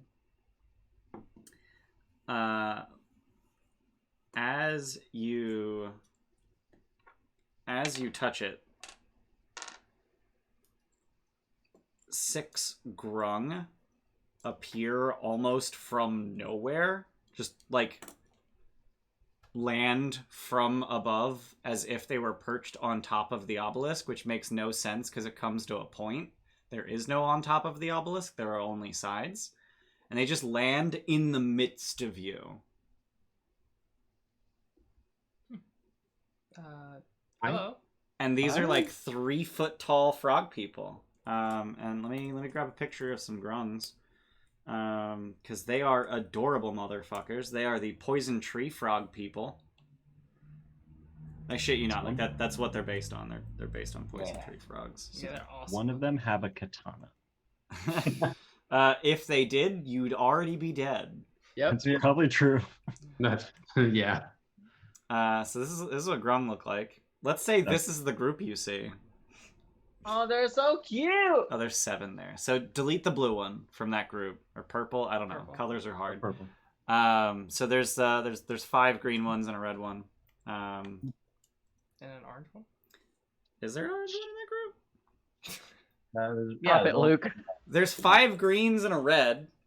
And the red one begins to speak to you in a language that I guarantee none of you speak because the language is grung. I would like to speak to them for a day. How would you like to do that? I don't know. But if I talk to a creature for a day, I can talk to it. What? Yeah. Third? Yeah. Is that a mercenary thing? No, I picked a custom background. It's one of I forget what it's from. Okay. Oh, it's, that's anthropologist. Anthropologist. That's it. Yeah, I like that. Oh my Linguist. god. You want to spend Some a whole other day? time. Because Yeah. No. When we go to Dun the Grunlong, yeah.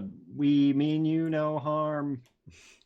they interpret your hand motions as hostile, and they move to attack. Well, Offer them food. We'll wait. It's a little late. time for some chicken.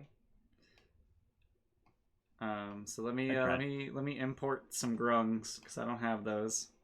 Ninja froggies.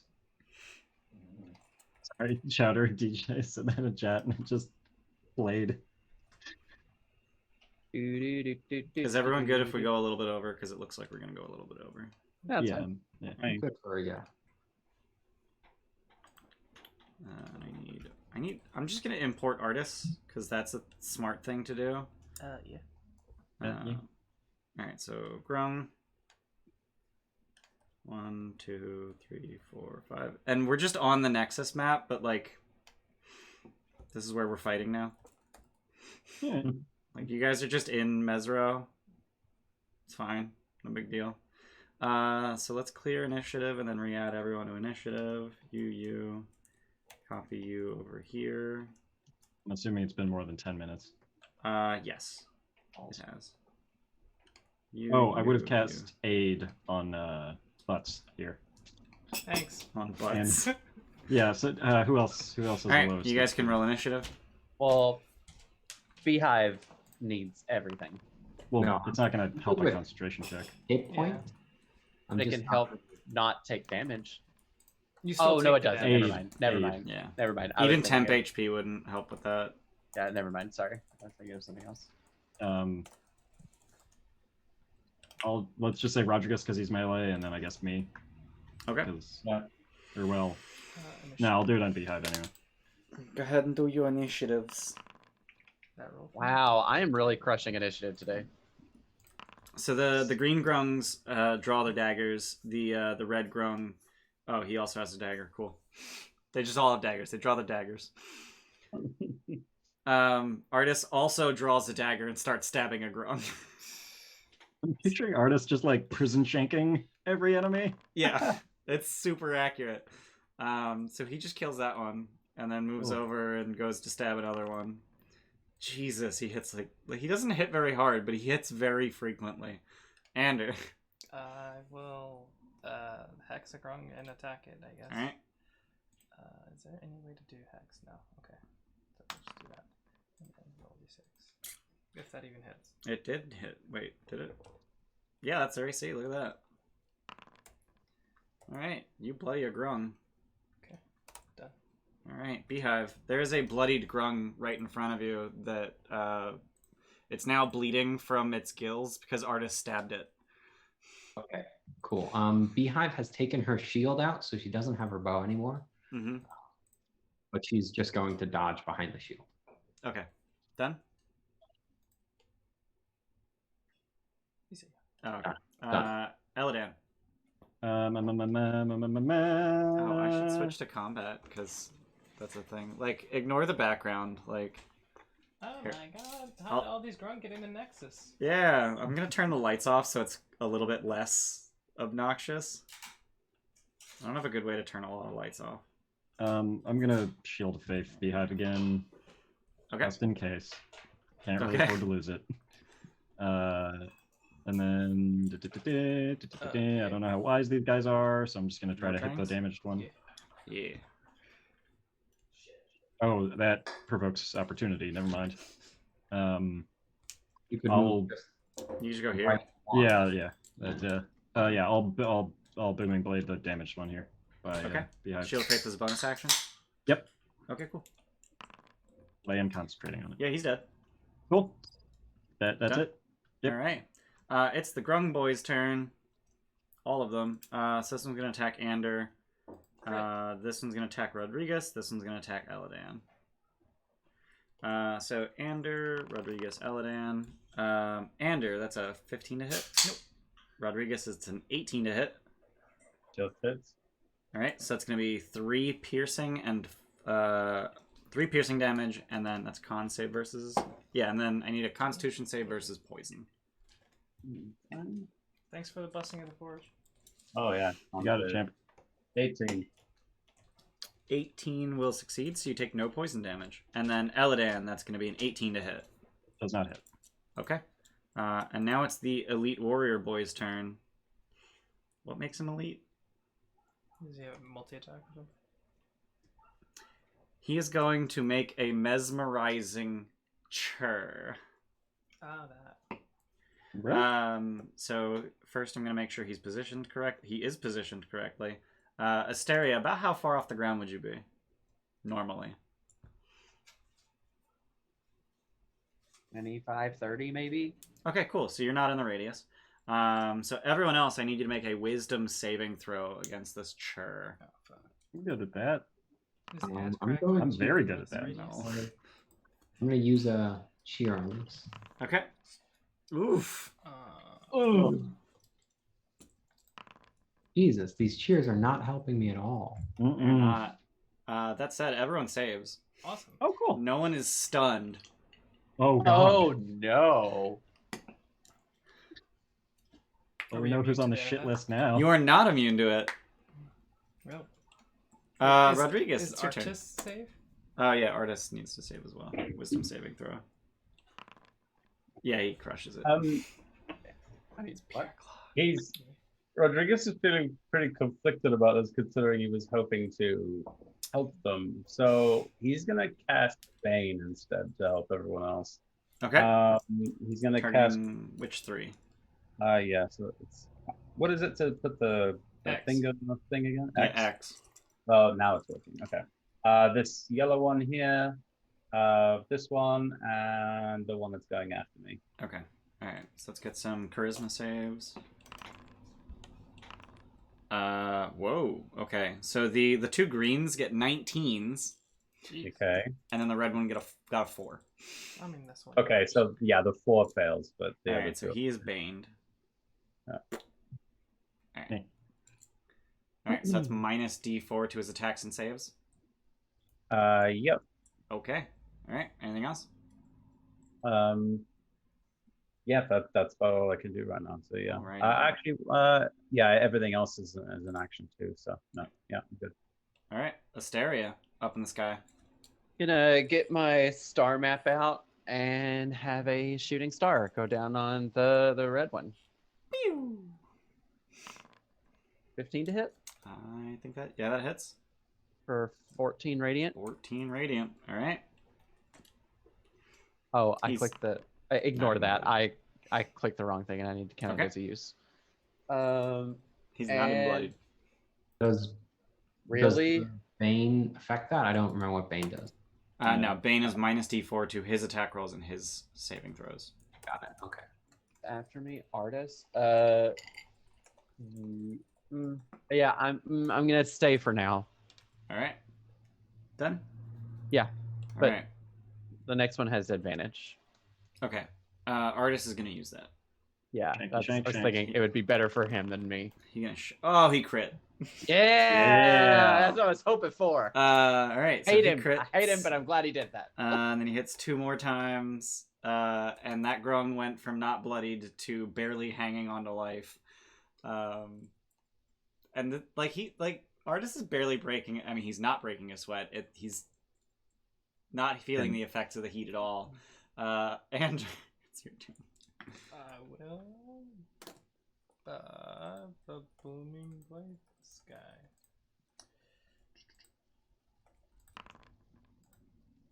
Cast on my head. That's enough to kill him. Oh, okay, cool. I had extra damage, but I guess I will move over here.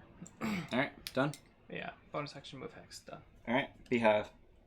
Beehive is going to move up because she's not a fan of that stunning thing, because that would be very, very bad. That'd be real bad. Yeah. Real bad. You felt your concentration just warble a little bit. Yeah. Chur just kind of vibrated your fucking bones. And then you literally just shank him in the throat. None of that. Yeah, he's dead. Anything else? That's it. Okay. Eladan. They were There's 2 so grunts cute. left. Yep. There. The one to the north of me, I'm gonna booming blade again. All right. I am a wall. I am a rock. That'll miss. Yep, sure will. What was that But again? that's I'm a wall. I don't hit things. Not just a boulder. It's But a I will move around it like Okay. fast. So it can't get to. Well, I'll get an opportunity. Anyway, that's it. All right. So the 2 remaining see their what is apparently their leader die, and they're gonna disengage and then leap and land at the top of the obelisk and just hold on to the sides of it. So that's their turn. Rodrigus. Okay. They just seem content sitting on top of the Oh no, they're about to jump again. Oh, okay. That was as far as they can get Okay. on their turn. so they're I'm gonna attack with They're 20 feet up on the obelisk. the 20 feet up on the Yeah, obelisk. let me add plus 20 on their thingies. Oh yeah. Okay, thanks. Yeah, I don't have maps or anything, so I don't have like an obelisk to put them on. Right. over by the astral crack. I'm going to kind of bite my lip, grab my bow, and I'm going to cast Hunter's Mark. On are they both relatively healthy and undead? They are or both undamaged. Yeah. They're both undamaged. Okay, so I'll grab. Because I'm not clicking the window. There we go. I'm gonna Hunter's Mark Yep. that one. And then fire my bow. Okay. So, I'm gonna use Inspiration. Nice.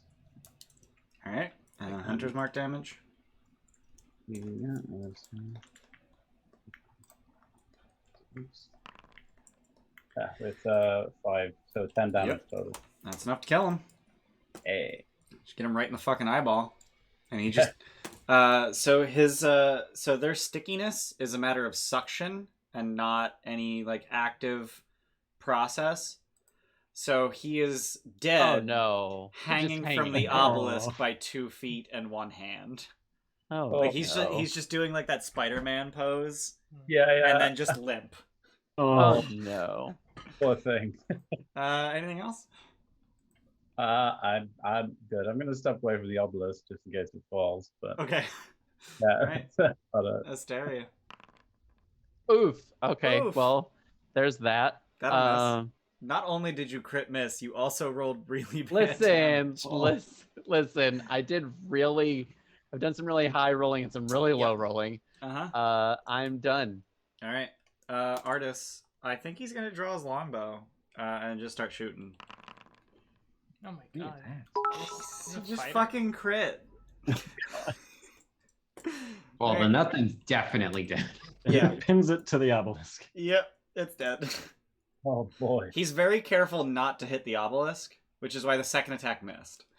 But he hit, miss, crit, and it's dead. I just imagine it like Rodriguez is just hanging there. His is just carried away with the force of the arrow. All right, that happened. That's a thing. Jesus. Murdering some cute little tree frog people. All right. So I'm just gonna kind of rapid fire these because that was all of the random encounters that I rolled. Okay. Like I rolled to see whether there would be a random encounter for each obelisk, and those were all the obelisks that had random encounters. So just sort of rapid fire. So you go from this obelisk to another obelisk in the residential quarter, which happens to be just outside of Artus Cimber's home. Really? And this building is surprisingly well tended. The door looks recently repaired, and the front step has been swept clean of rubble. So clearly he's been here before and did some upkeep. And he tries not to make a big deal out of it, but he kind of makes a big deal out of it anyway. So you touch the 6th obelisk, and then just gonna sort of rapid fire agricultural quarter, scholars quarter, residential quarter, scholars quarter, residential quarter, agricultural quarter, scholars quarter.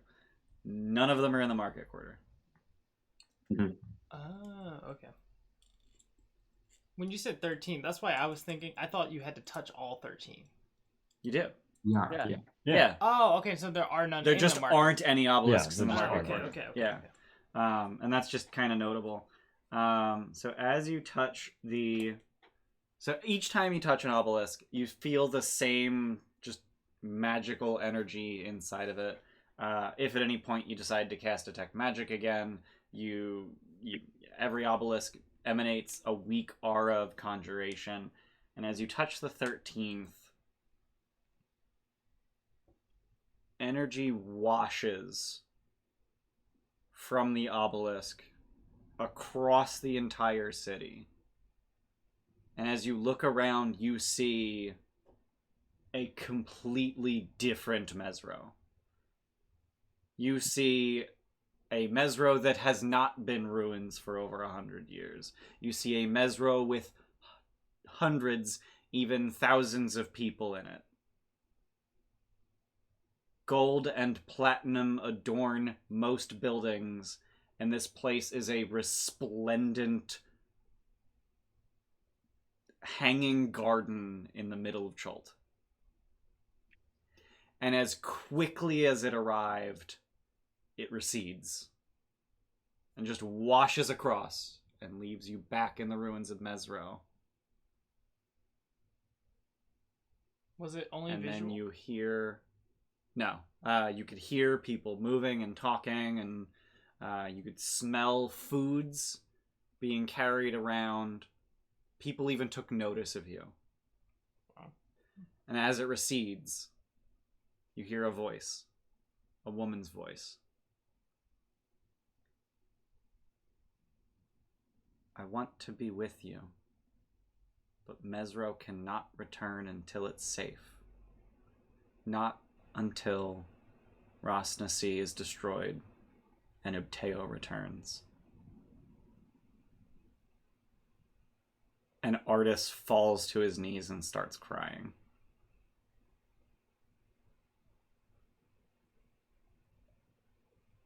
Huh.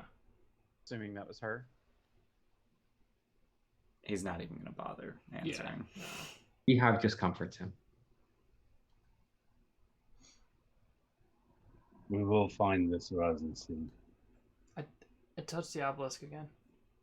Nothing happens. Huh. Do you still have Detect Magic up? Is there magic in the obelisk? Sure, I'll let's put it say up. there's a Detect Magic up. The obelisks are non-magical. Oh shit, this is a one-time thing. Well, we got a job, trolls. Yeah, I mean, this is what we Big came job. for the first place, pretty much. Well, you came here with the hopes of finding help to defeat Rosnasi.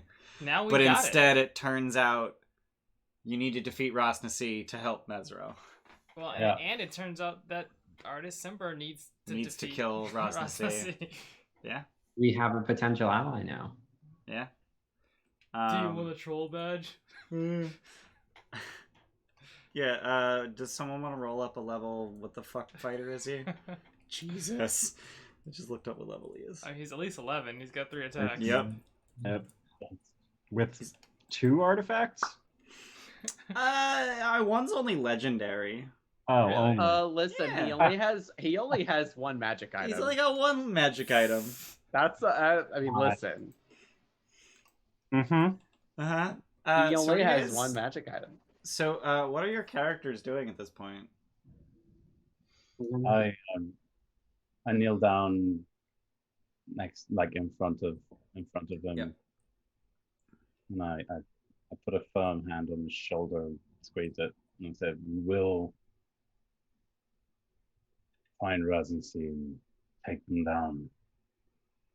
I swear I will, with you."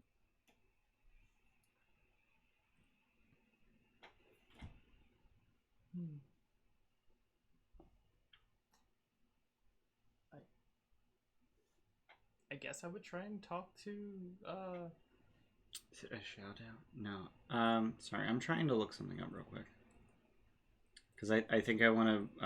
End on something. No, I wanted to amend what Alessandra said because this is actually what I was trying to find my notes for is what Alessandra says. Specifically, I'm looking for a name.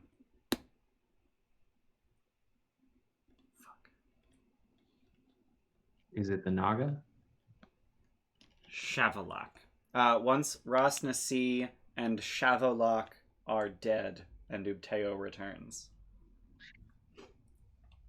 There we go. Sorry, I was just trying to find that other name.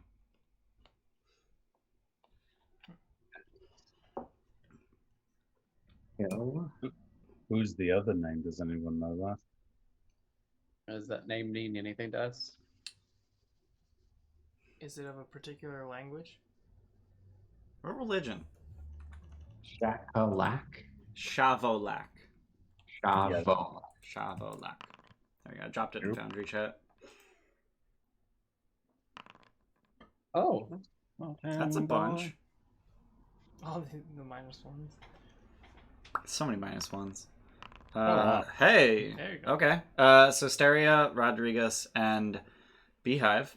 Apparently, Ander does not know much about the religion of Chult. Nah. Not so much. Shavolok is an aspect of Ubteo. Oh, but What? How do we kill that? Ubteo is alternately one of his several titles is the Deceiver. Shavolok is that aspect. so we need to destroy one of Ubteo's aspects so that Ubteo can return. Man, I'm level 1.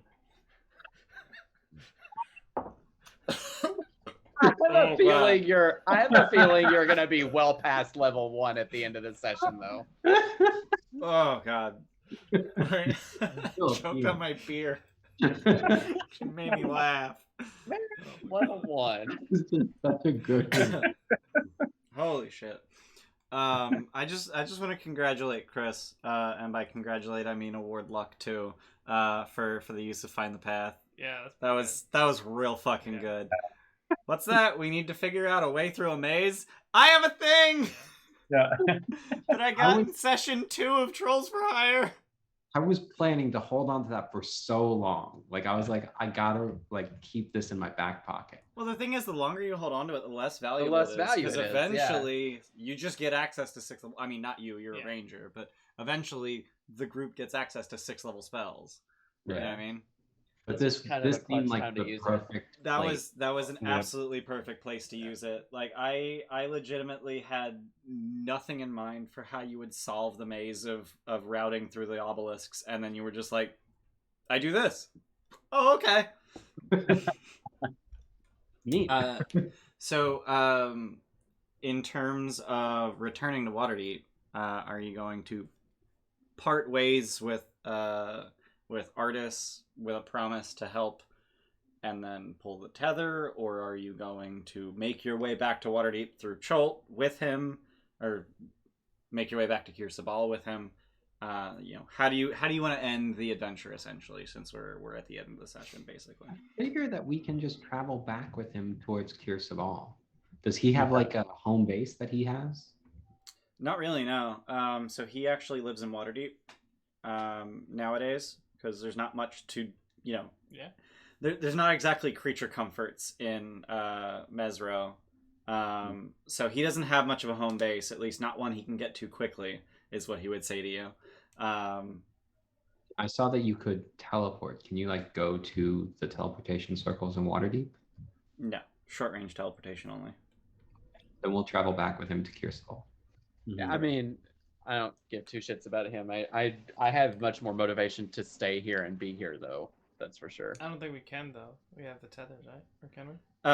Yeah, no, you can remain with the tethers attached. Okay, then I would try and stay here as well, and I'm gonna try and ingratiate myself into the flaming fists and try and pick up any information that I can by staying here. I'm just gonna start doing menial tasks, like beside my rank, like below my rank, and just try and like get people to start recognizing me. Okay, so let's call that downtime. Okay, yeah. That seems reasonable. And then so you can remain behind. Ingratiate yourself with the flaming fist. So I guess at this point it's an individual decision of when you pull the tether. Yeah. Right. So you're gonna stay behind. Does the Astral Kraken have a limited amount of tethers, and does that matter for me keeping the tether on? So it no. Okay. Effectively is the answer to that question. Denton would be thoroughly surprised that it just suddenly has a sixth tentacle, because it's only ever had 5, but he goes to reach for one and it just has a 6th, and then he goes to reach for another one and it has a 7th, and then it has an 8th, and then why can't I hold all these tentacles? Yeah, no, the Astral Kraken has effectively infinite tentacles, so anyone and everyone can be tethered at any time, so that West Marches can function. Okay. Thanks, Steve. So yeah, thanks, Steve. So Andrew's gonna stay behind. Beehive, you said you wanted to head back to Kirsabal on foot with Artus. Asteria doesn't give two shits about Artus, so Actually, I kind of think Artus would go ahead and pull the tether. Or not Asteria, Artus, sorry, you mean? Asteria. Yeah. Okay. Presumably out of sight of Artus, so that it's not. Trade Don't be a dick. secrets. Yeah, no, trade I don't. secrets. Well, yeah, and I don't want him to really know as much about us as he can. Right. Eladan? How long did it take? It would take us another week to get back to Kirsabal. It took 6 days to get here. It is the 6th day of travel. So it was like 5 days and then like 2 or 3 hours in the morning. Yeah, and I'll then say a good 3 or 4 hours of just going back and forth through fucking Mezro, through the ruins and whatnot. Yeah, I'll say that, like, I promise I will return, or we will return. Perhaps not exact us, but we will help you. And then I'll walk off into the jungle behind a tree and pull my tether. Okay. All right. Sorry, So just to go back, I would pull, and then as soon as I'm done, I would. Oh wait, we can't. He can only unscramble once a week, right? This is it's a keystone gate. It can't scramble. Oh, Yeah. okay. Yeah, this gate can't So scramble. then I would. The reason that I want to tether is because I want to go back as soon as possible, so that I can then go back through to go immediately to Kirsabal. And I want So to when you pull the tether, you end up on the not Waterdeep side of the gate. got it. Then I will You're pull just the tether, outside of the gate, and like if you open the gate, now you're in the nexus. But because I want to give Ashara as much notice of what we found out as possible. That's Okay. my goal. So I want to go immediately go and talk to her. Okay. Tell her about Mezro and Mezro. Mezro. Yeah. Mezro. Mezro. Tell her about Mezro. Tell her what we found out. Okay. Also give her I know it doesn't work. I will tell her it doesn't work, but give her the path as well for the through obelisks. the obelisks. Okay. So as you're describing it, you actually notice that, and as you're mapping it, rather. So you draw Mezro and you draw a constellation. Really now? Do I know what that constellation is? It is the Deceiver. That checks Get it. out. Yep. Mm-hmm. That checks out. That's fucking cool. Yeah. Rodrigus, when or if are you pulling your tether?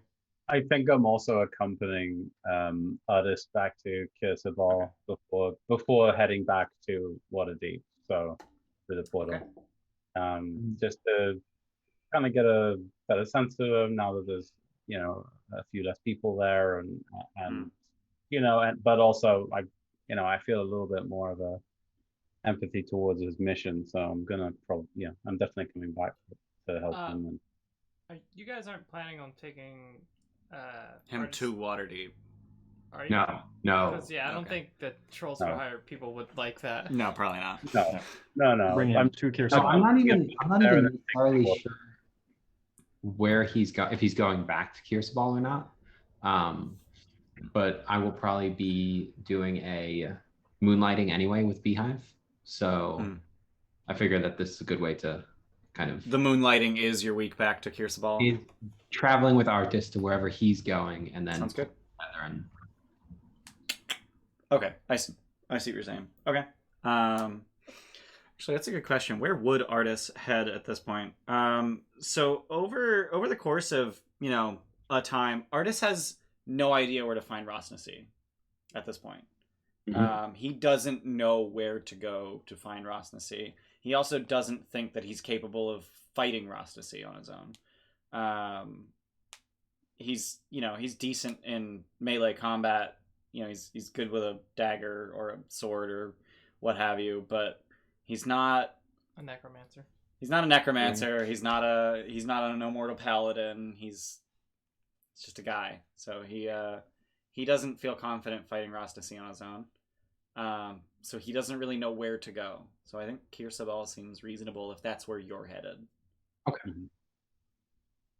I imagine we'd probably explain like we're a group, we can help, the whole. Mm-hmm. Yeah. Okay. So yeah, I think this is a decent like the week of role play with Artus is a decent thing to do off stream, outside of session. So Beehive and Rodrigus, you can have a whole goddamn week of conversation with Artus as you make your way back to Kirsabal, and that's where we'll end our session. I need to figure out how much milestone XP you guys get, so I can't announce a number right now, but it's considerable. And Ander may very well be level 3. Who knows? Ooh. Yeah. Just like Yep. Roisham. I mean, listen, we found out a lot of shit about what's going on. Right, in which is Chult. why I need to figure out the milestone Yeah. XP. Right. Yeah. Actually, I just figured it out. I did a brain. Big brain. All it takes So is a let sip of me beer, folks. sip a beer.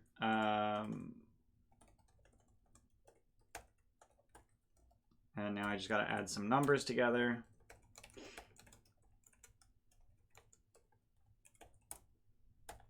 Divide by 5.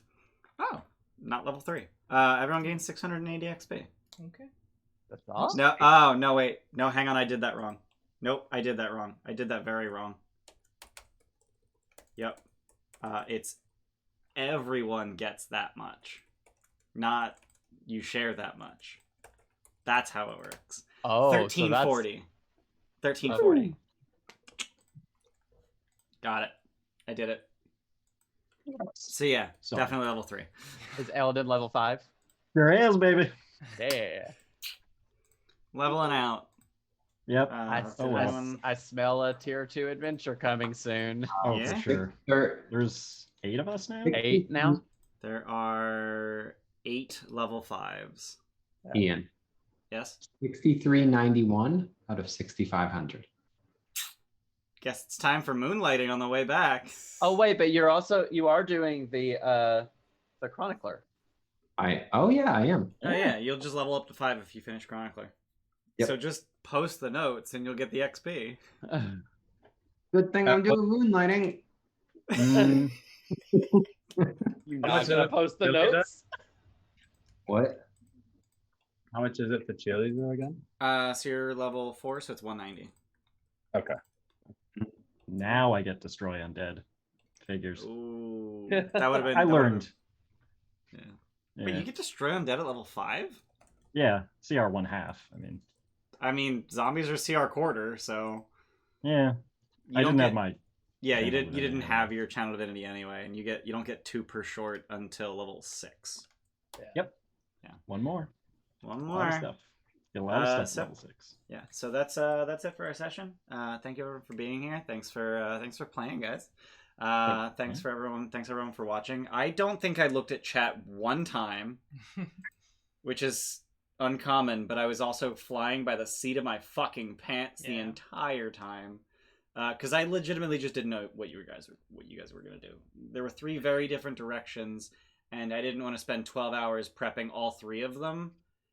Because if you guys went one direction, you would probably never again go the other 2, and I didn't want to waste time prepping. So, I think I did pretty okay, flying by the seat of my pants. This was a Um, great session. Yeah, I had a lot of fun. Yeah, this is cool. Awesome. I'm glad to hear it. I hope the viewers enjoyed it as well. If you guys are watching us on Twitch, please check out our YouTube. You can find many, many other sessions like this one. Some of them where I'm flying by the seat of my pants, and some of them where I'm very prepared. Over on our YouTube, we've got over 1,000 hours of content. All of our other campaigns. If you're on YouTube, check out our Twitch. We're live 2 days a week. On Saturdays, we play Odyssey of the Dragon Lords at 1 p.m. EST, and on Sundays, we play Trolls for Hire at 1 p.m. EST. This week, we switched them around for scheduling reasons, but that's okay. And then we also have our sessions available in podcast format if you'd rather listen to your D&D than watch it. So you can find that on your favorite podcast platform. Plugs. Discord. We got a Discord and we all hang out. We are all varying degrees of active. From Luke, who's maybe there once a week, to I'm just going to use Jesse here as an example, who's there every goddamn day. I run the damn Discord, so I'm there nonstop. I read every fucking conversation, even if I'm not involved in it. And then we have an Instagram and a Twitter that exist purely so I can say that I'm going to delete them without ever actually doing it. Moses loves when I say that for some reason. Madam Producer Lady over on the couch, who we raiding? We're raiding Quest and Chaos. Raid your rhyme. Quest and... Quests and Chaos. Quests and Chaos. Okay, Quests and Chaos. Oh, cool. They're doing Rime of the Frost Maiden. So if you guys like Rime of the Frost Maiden, don't check ours out because it's very quickly being removed from YouTube for reasons that I won't get into here. I think there's 2 episodes left at this point. But we're gonna raid Quest and Chaos. So thank you everyone for being here. And I have to wait for the fucking timer to run down. So I was about to say we'll see you guys. I'm vamping. Giveaway. Oh, giveaway. Dice. Shit, dice. You got a giveaway. Nice. Is it this one? We have many of these. It's not this one. Shit. Steph, which one is it? It's one of those 2. Eh. Is it this one? Luke, It's not that wave. one. It's the other Luke. one. It's that one. Right before We right as I are thought giving about away a set of Wild Earth dice in the Birds of Paradise colorway. It's actually this set. You will get this box mailed to you. So if you want to enter our giveaway, you can spend 1,000 channel points to enter the giveaway. More entries is more chance to win. Get your entries in. You can only do it while we're live, I think. Yeah. So we're about to stop being live, so get it in quick, hurry, very fast. Jesse puts I'm Okay, 3. bye. trying. Jesse just 4. fucking dumping them in.